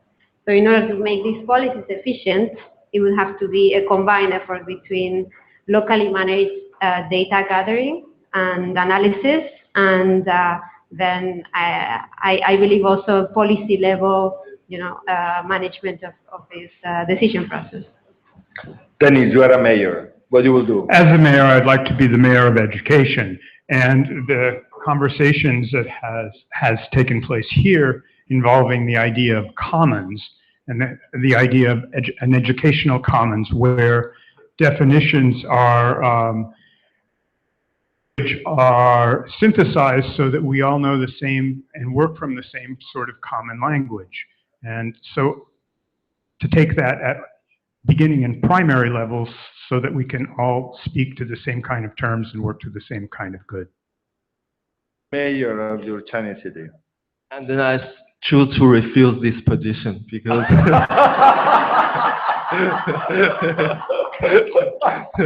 I'm afraid that I'm gonna be part of the system and then think about future and also architecture. I'm gonna so much enjoy the fancy life as a mayor, and I will say goodbye to this kind of symposium. Then I believe that each individual of mayor, so I like to be outside of this political sphere to whatever I want to do, just like a music industry. I'm also a musician. I produce my own music, so I don't give any shit on who won't listen to my music. So I'm the mayor of myself, so that's good. Eugenio, try to be the mayor of more people to make faster and deeper change. So what you will do? So like Dennis, I would also focus on the commons and recognizing that a commons is really something different from private. I would sort of just allow the commons to thrive and to be implemented, and providing all the legal frameworks and the infrastructure for the existing commons to grow and to develop. And I will also limit corporations, because commons is different from the private sector. So we do have very, very overpowering influence coming from the private sector. So I would try to put some regulations there. Julia? I completely agree with you, Dennis, because I would concentrate more on the common environment, urban environment, and I would like to improve policies related to mitigate every kind of crisis, every kind of risk, especially in Italy, according to this present situation. Lorena, you work with mayors in the Diputación. Yeah. I absolutely agree. I just would say we need healthy people in healthy cities. So let's go to speak with the people to know not just their health, just to know how they feel. They feel well or not, or what else to say. Okay, so I would like to say thank you to all speakers, all the people here, all organizers, including Mathilde, Marengo, that I forgot in my preview. Thank you. So thank you, all of you.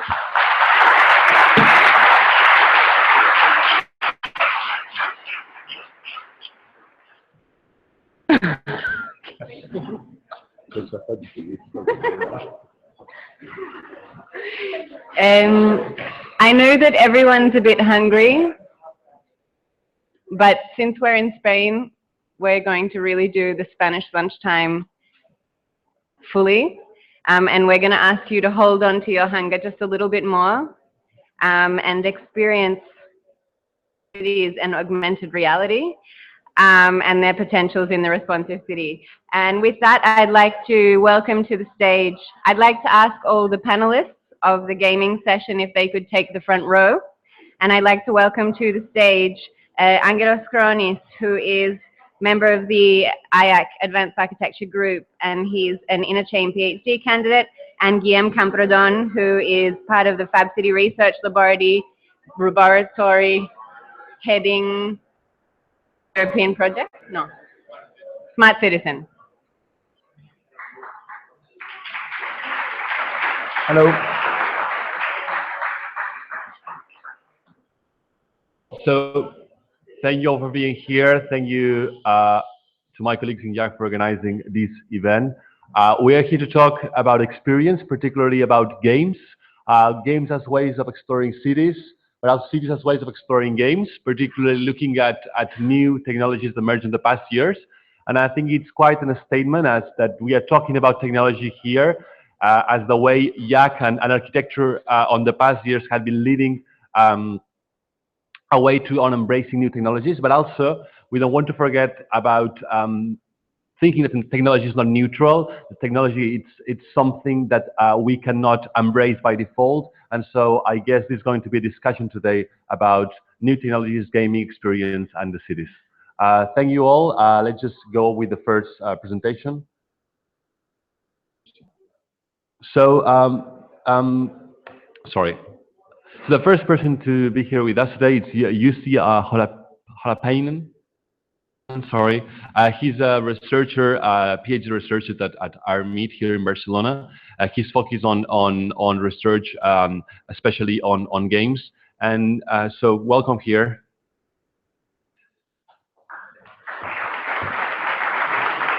So thank you. My personal background is from game design and game design research, especially related to the experimental game design. So I've been doing experimental game design since 1998, especially looking into that how new technologies can change player behavior and also how new technologies can allow us to make new kinds of games.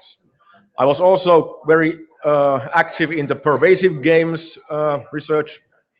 So especially looking into that how location-based games and city-wide games can be implemented already in 2000 and previously. And later I've been more interested in the playful design, which is not only designing games, but designing systems which encourage people to play. And that is what we are calling as the playful disruptions in urban places, is one of the research projects I'm working on at the moment.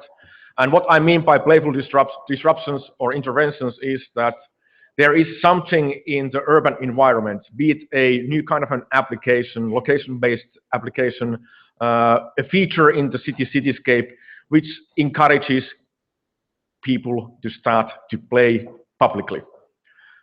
And then, first of all, that why to choose this one is that also that I've been following the smart cities and also the urban design discussions with growing concern during the last few years, where the smart cities approach has some, let's say, ideological undercurrents which are focusing on control, efficiency, and surveillance. My opinion that this is not really, that this kind of top-down control is not really good for the citizens themselves.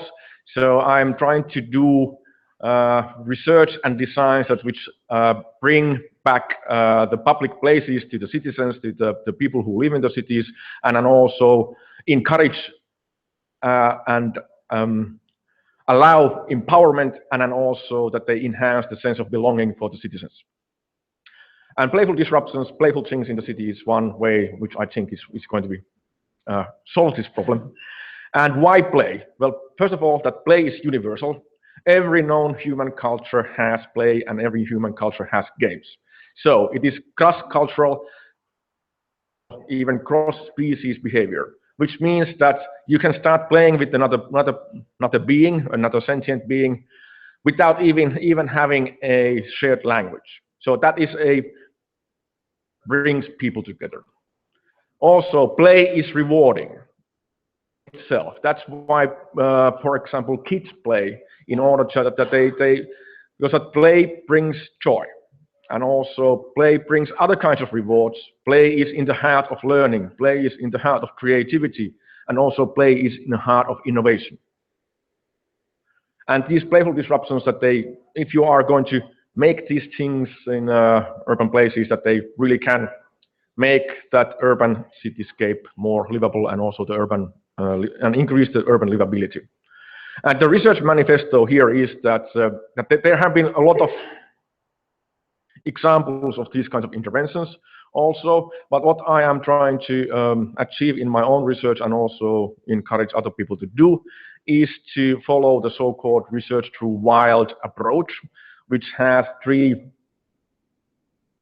building blocks, where that the theory is informing the design and the practice, which in this case that the theory from play theory, from the game design theory, and so on, and social psychology from urban design, that informs that how we are going to implement and design those playful disruptions and interventions in the city. And then we are going to study those things, that how people reacted to those playful disruptions. In a short term, that what was the player experience, the user experience, but also in the long term, that what is the impact of having those urban disruptions or playful urban disruptions there. In the long term, going through indexes such as livability or sense of belonging, and also enjoyment in public places. And lastly, and then these studies, of course, that they inform back to the theory. So there's a hermeneutic cycle going through between these. And lastly, that this has been also a shameless advertisement for a workshop RMIT Europe is running in 14th of November called Playful Design for Smart Cities. So if you are in Barcelona 14th of November and you have nothing else to do, please join us. So my email address is there, so send me email if you want to participate in this, which is going to change the world, and we're all going to get rich and whatever. So thank you.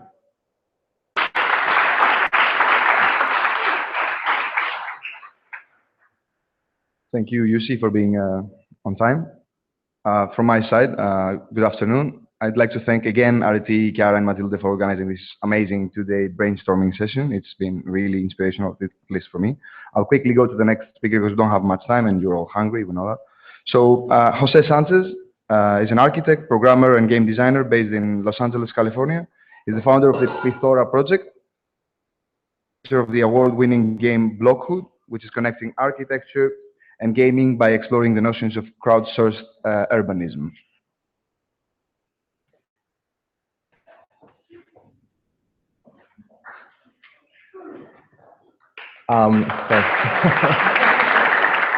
We have to swap in the program. There was like a different order, but that doesn't matter. So I'm here, well, thanks again for the invitation. I'm here to present the work that I've been developing in the past 2 years in University of Southern California. It's a video game called Blockhood. And it's a video game that is very close to my heart. And it really tries to have a different version of a city model than what SimCity told us when we were young. Well, as a gamer, I was playing SimCity quite a bit. And SimCity really works with an economical model, right? You're kind of actually collecting taxes and building construction, and it's all about how much you can manage money. I wanted to think of a game that would actually have an ecological narrative, right? Like you could actually build anything you want, but as long as you maintain the ecological balance between the things that you create. Some of the resources that you could transfer between the units would be actually material like electricity and energy, data, and so on. But some others are more abstract, like social capital and risk, and some of them are quite negative. It's up to the player to really figure out networks and create patterns out of the game. Things that the game can do, these are kind of diagrams, not the actual game, but you could actually model production systems, right? Like we want to give awareness to our players and educate players of what are the kind of networks and chains of production that exist in the food production system, for instance. And you could actually create a functioning industrial system, but at the same time, you could actually create an organic one and start seeing what are the differences, right? I was heavily inspired by the whole Earth catalog, the idea of having access to tools and different units of technology that people would actually in the 60s be able to kind of learn about in this catalog. But the 21st century version of such a catalog, I would say, has to do with the interaction, has to do with the possibility of connecting these parts in different ways and tinkering with the kind of patterns of our society, right? Just leave this video running. We don't have to listen to the audio, but it's the state of the game at this point. I really think of it as a neighborhood simulator as opposed to a city simulator, because there's always, like, we architects don't often have a mission to design a whole city, right? And there's always kind of a lack of information, right? When we start thinking of a neighborhood and a city block, we could actually start focusing on what are the kind of local relationships, what are the resources that we have available, and what are the things that we can actually produce and create abundance, right? There's kind of an agenda behind this project that is seek of post-scarcity economy, right? Of how do we enable participants to create value for themselves and abundance of resources with the resources we have available. Again, the idea of a zero waste is a great objective, but at the same time, we're thinking of how to create surplus. One of the main ideas of the game as well has to do with entropy and coexistence, right? Entropy is in the sense that like things decay over time, so we need to start understanding what are the systems to maintain, not only create projects, but rather maintain those projects over time.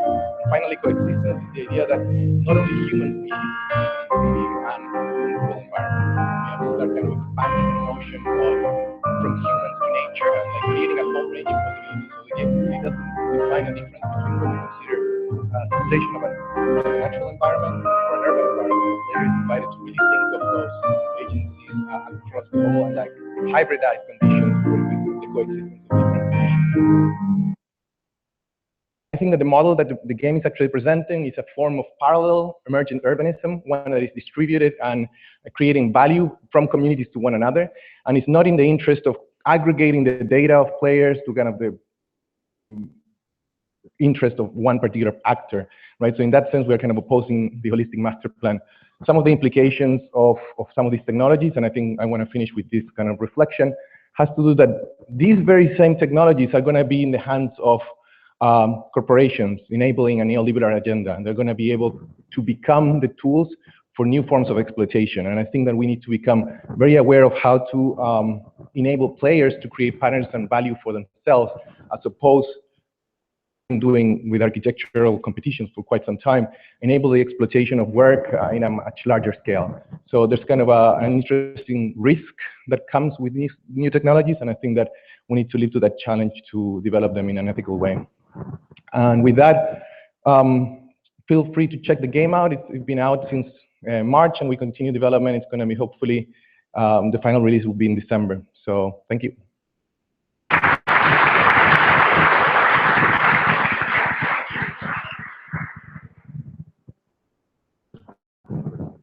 Thank you. So let's go for the next talk.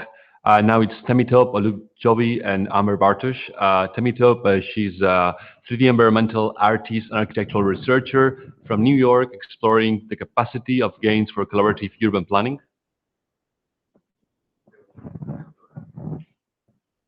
Oh, sorry, it changed again. Okay, so let's go for Theodora. I'm sorry, we have a miss in between what we have here and what's on the paper. Sorry, all. So let's go now for Theodora Constantinescu.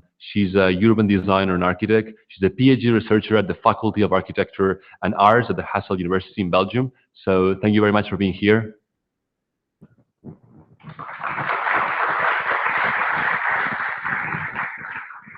Hello, everybody. Thank you for the introduction. The project that I am part of, Playing with Urban Complexities, it's a European-funded project, and it actually looks to what extent can serious games be used in participatory processes. It's a joint program between 3 universities, the one in Groningen, Netherlands, Vienna, and Belgium. Each university has looks at a different topic. In the Netherlands, they try to see how can they use games in order to lower the carbon footprint among young adults. Vienna is more busy with carpooling, car sharing, and we in Belgium look at the link between economics and urban development. And our hypothesis is that uncovering the knowledge that is embedded in local networks, it's basically key to trace this urban and economic ecosystems that people are part of, and this requires always a type of capacity building process. So we use games as a medium to support capacity building. In 2015, we started our Living Lab. This is an open design lab where actually everybody and anybody can come, from researchers to policymakers, and reflect on the future of work in the city. We use different methodologies, and games is one of them. It's a space where new ideas and projects evolve around the future of work, and they are bottom-up projects that are a result of a long-term participation process between different stakeholders. Of course, there are quite a lot of these type of projects in the city. There are people interested in participating. The problem is that at a certain point they drop out. So we want to understand if by using games we can maintain their interest for a long term, but in the same time we need to have games that are flexible enough in order to be adapted to all 3 different locations. So we started by defining the design goals and developed games that address specific questions. We are a team of mainly architects and urbanists, but we have as well game designers. So these games, we wanted to have different games. So we have more of a type of a brainstorming activity that addresses the question on what collective projects we need and what we want to do together. So it's a question on what, more on generating ideas and explaining values. Then we have a card game, a game that looks more on what are the steps of implementing these projects once they are identified, and a board game. All these games are analog, and probably the 4th one we are going to develop, it will be a digital one. All the games went through different iterations. We tested them with students, with fellow researchers, with policymakers, municipality officials, private developers and citizens. We tested them in mixed groups and in separate groups. And of course, each time we understood that it's very difficult to have only one game that can address the complexity of planning process or a planning project. So what we are trying to do now is to play this set of 4 mini games as a way of understanding how can the output from one play session can be used as input for another one, and to create a toolbox, of course, that can then shape these models of the mini games aimed to support the participatory processes. And of course, to understand what type of data can we collect from the city for the city by using games as a methodology. Thank you.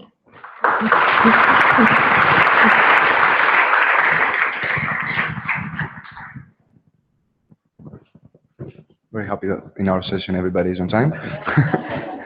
And we're sorry for the mix-up, but there were a couple of speakers that couldn't attend. So the last set is Temitope Olujobi and Amber Bartosz. Temitope is a 3D environment artist and architectural researcher from New York, exploring the capacity of games for collaborative urban planning. And Amber is an architect and assistant professor at Syracuse University, specializing in digital media and emerging technologies. Welcome them, please.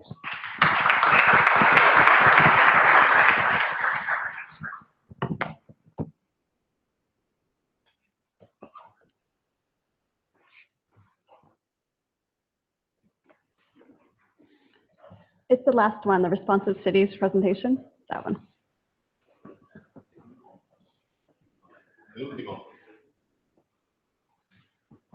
There we go.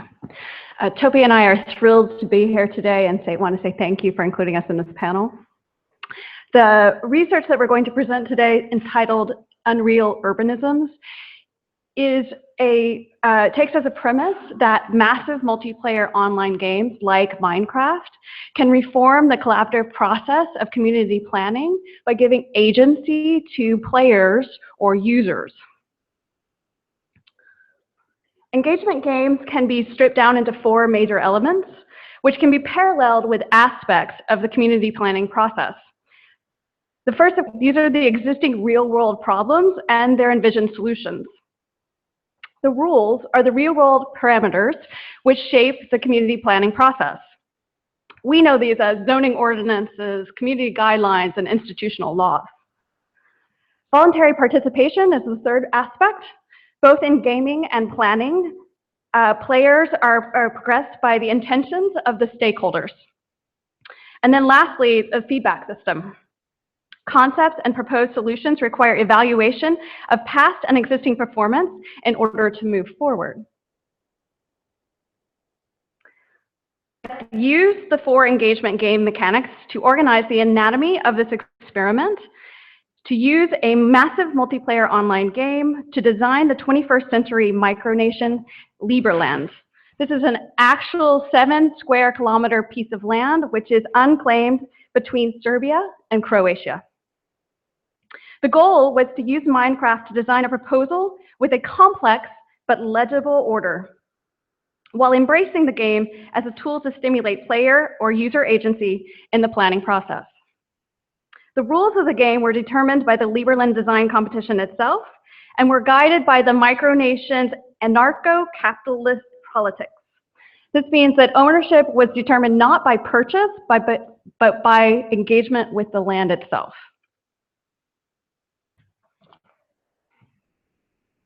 The in-game execution of this project began with a call for voluntary participants on a website called minecraftforum.com.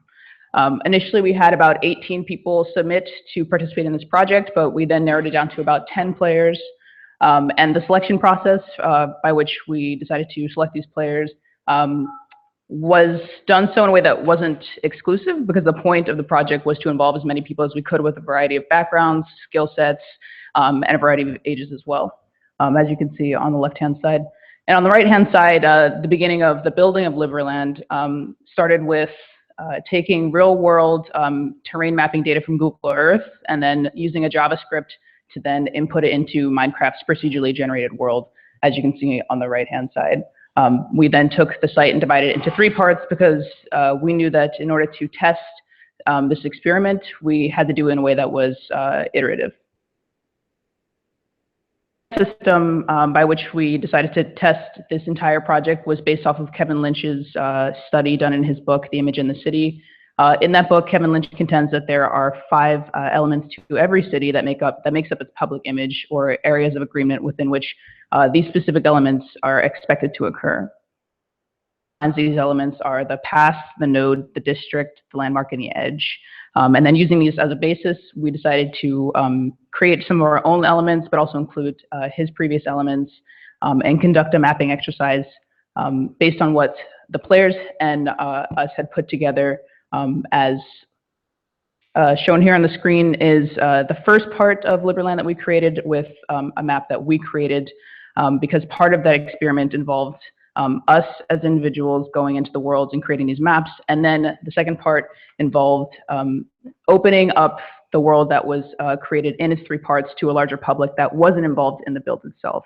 And that was done so that we can determine, like, if we see it as legible as the people who created it, it's successful if the same can be done for people who were not involved in the build at all, but submitted these player maps, as you can see here. So we have part 1, part 2, and part 3, and underneath are just some samples of the submitted maps that players had sent to us. So the end results of the design experiment had indeed proven that massive multiplayer online games can be used to simulate player agency and collaboration within the planning process. Using Minecraft, which is shown here, players proficiently created a concept for Liberland's master plan with roles that embrace participants as both users and creators in ways that impacted the environment. With our research, the culmination of this project seeks to contribute to an existing engagement games framework as well as the architectural discourse, specifically in regards to community planning. And we think this is important because it reaches an otherwise alienated or not as interested group of individuals to participate in crafting their environments. Thank you.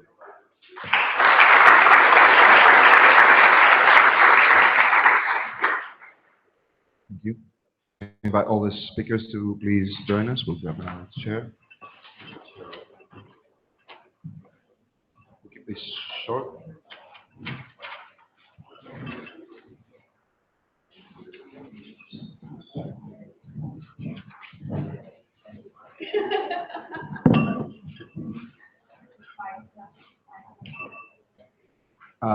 I'd like to ask a question from maybe from an architectural student's perspective, maybe an undergrad or postgrad student's perspective. So you're all developing games. So like an architectural student that comes in architecture school first year maybe has to learn a long list of tools, really modeling, rendering.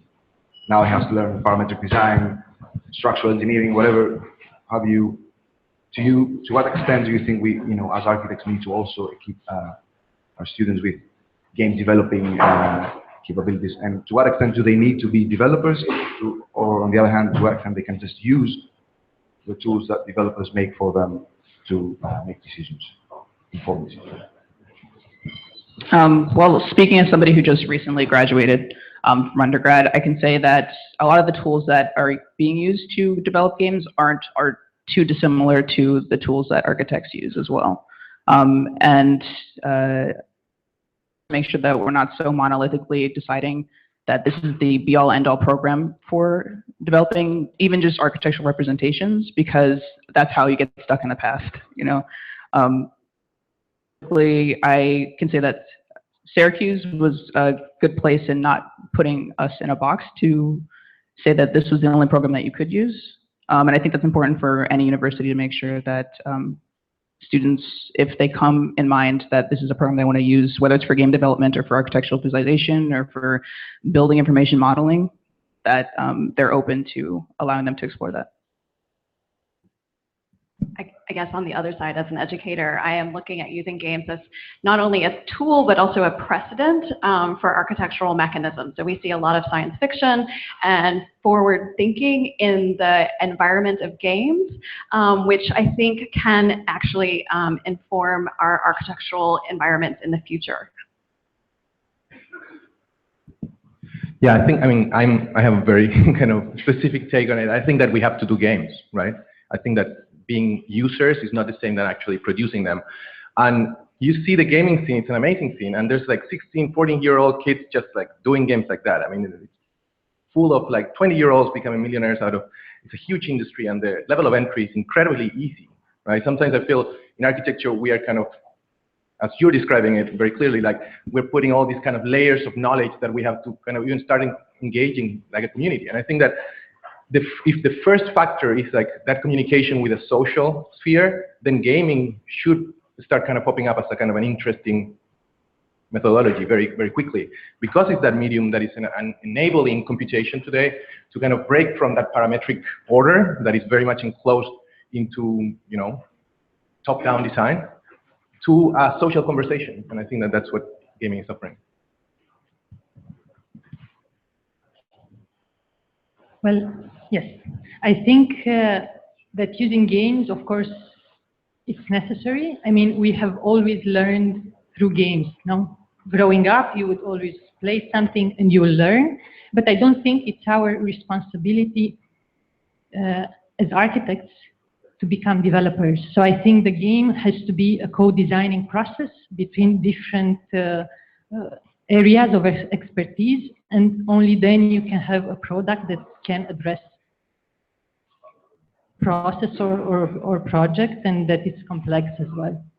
Because we can bring in our expertise as architects, but you could never be equally as well. So I think they are both equally important. Yeah, and I agree on that point, because I will take actually that the game developers and game designers that they learn from architects, because architects, that you are dealing with space, you are dealing with how to use space to guide behavior and also allow certain kinds of behaviors, and that is also something which is very important in the game environments, and especially when I'm talking about the playful interventions and playful disruptions in public urban places, is that there we need to have the input from architects, because you know how to spaces, and then combining that knowledge with the knowledge from the game design and from play theory, I think it can be extremely fruitful.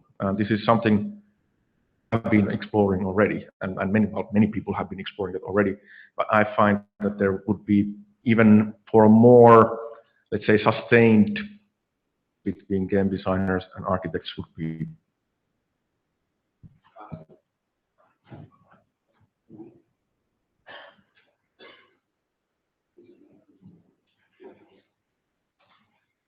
Yeah. Just moving a little bit forward and thinking on the future, I think it's clear from what you present the importance of exploring the tools that can lead to urban planning. But I would like also to listen from you on a point of view of using games for real action. I mean, do you think that we can manage the public transport system of a city as a game, city development on a game itself? So I would like if you can just bring some of your ideas that you know that they work when you do these games, if they can be really brought a level farther. Well, I think, of course, at least in our case, but maybe we are as well working in an utopian environment, because Belgium is extremely open to new methodologies, specifically the municipalities, because they don't have the necessary tools anymore to address certain problems. They recognize it, and they are asking researchers to come with something new, so they are very willing to test everything. And specifically in our case, we are our research is equally funded by the municipality. So all the games we are developing, we are trying to co-design them with the citizens and the municipalities, and to actually introduce them in the planning process, that they remain as a tool, that then they don't need us as a moderators anymore, so they can play them by themselves in these participatory processes, so that they are easy enough. And yes, in our case, the municipality established participation cell, and this is an organism within, a department within the municipality that is on the same layer with the urban development one, and they work in close collaboration, and they are basically using all the different methodologies in the urban project. So I think, of course, if you have a game that works, a game that allows you to see, for example, an immediate of your action, a possible scenario, yeah, why not? Of course, I think it's, but as well, it depends of how open the environment you work in is, I think. I think that the question could be answered in two different kind of time scales, and I think that scale here is not understood in the notion of like size, but rather time. Because if you think real action, you're thinking, okay, I have a project, and it actually gets executed, right? And we can do examples and games that are more and more accurate about how they're simulating or, you know, simulating reality, right? And there's always going to be a gap there. But then again, is the project that very short-sighted one, perhaps? Or are you thinking in how do you build the collaborative commons as a new economy that is actually going to need structure, right, for that collaboration, right? And you're not going to do that with one project. You're going to you need to start kind of attacking, if you want, a generation, like what the Minecraft generation, I mean, when these guys actually become architects and they grow into the new architects of tomorrow, well, they're going to have a different mentality. So how do you really start addressing that problem perspective? And I think that that's not a real or unreal problem to face. So I think that these games can actually do that.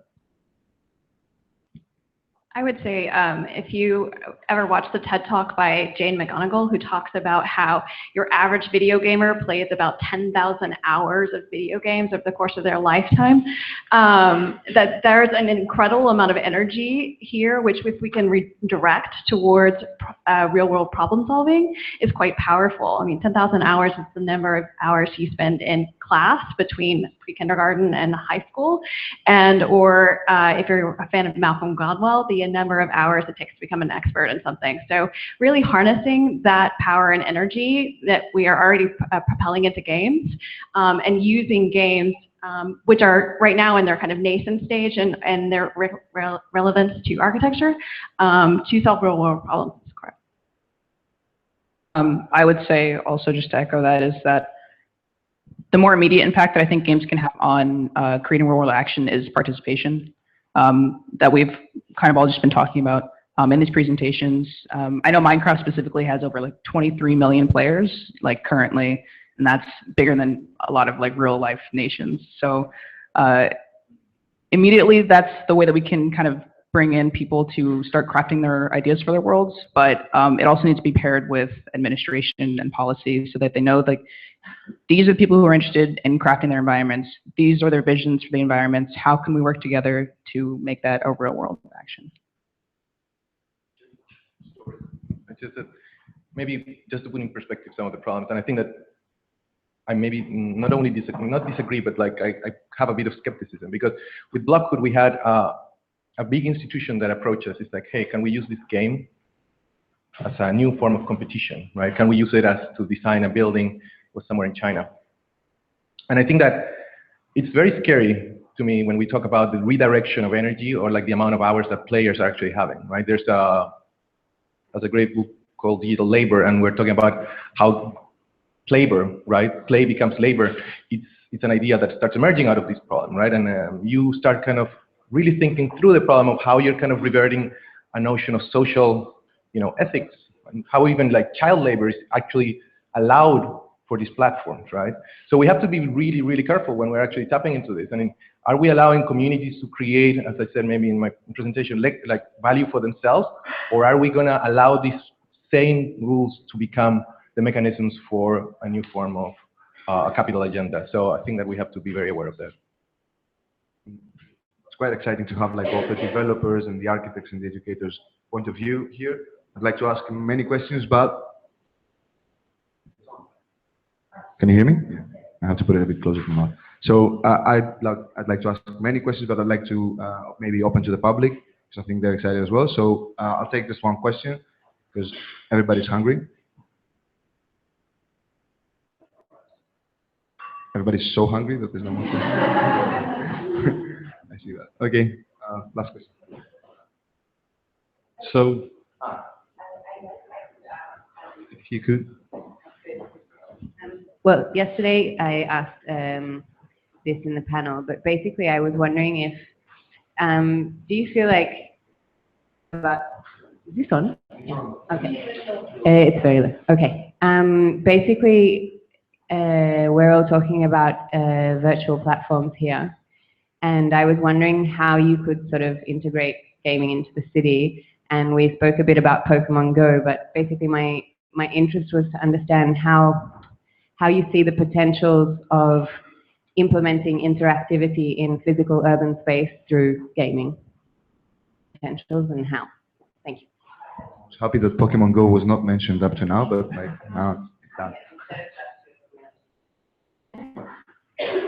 Okay, so from my perspective is that if we want to have the playful designs and really making change into how people behave and how they view their urban environments, we need to have that interactivity in the physical space in the first place. Even though that it might be just that the physical space is there, and then it is, let's say, well, Pokemon Go, that you have a location-based or sort of low fidelity augmented reality layer on top of it. But that be in that specific place. That is just my hunch, and that's why I'm doing the research, that I'm trying to prove that I am right. So please help me. Yes.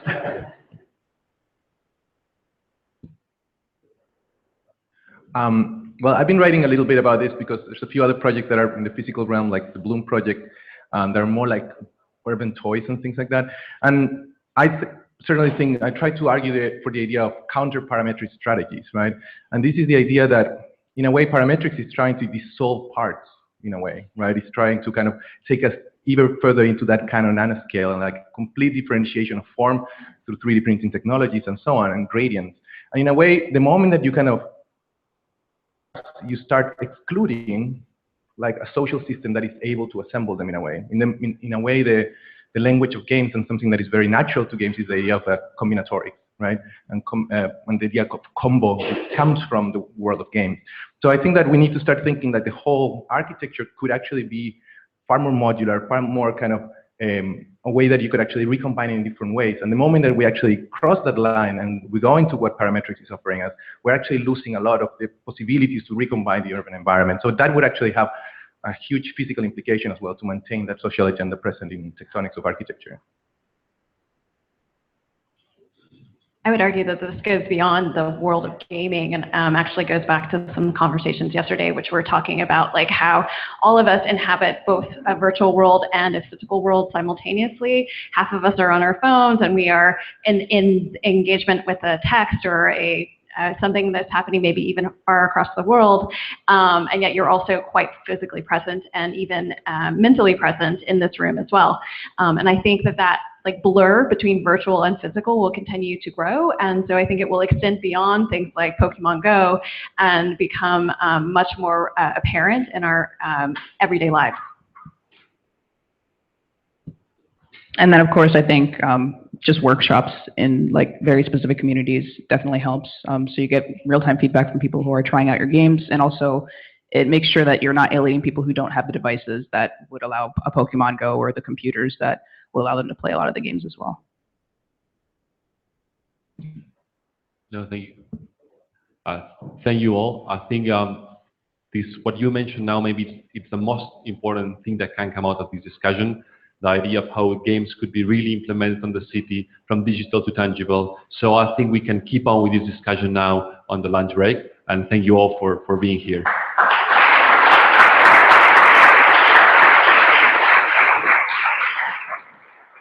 Just a quick note, we'll have a slightly shorter lunch break, but the panel after lunch is, as I said, in Spanish language. So we'll start again at 3:15. 3:15.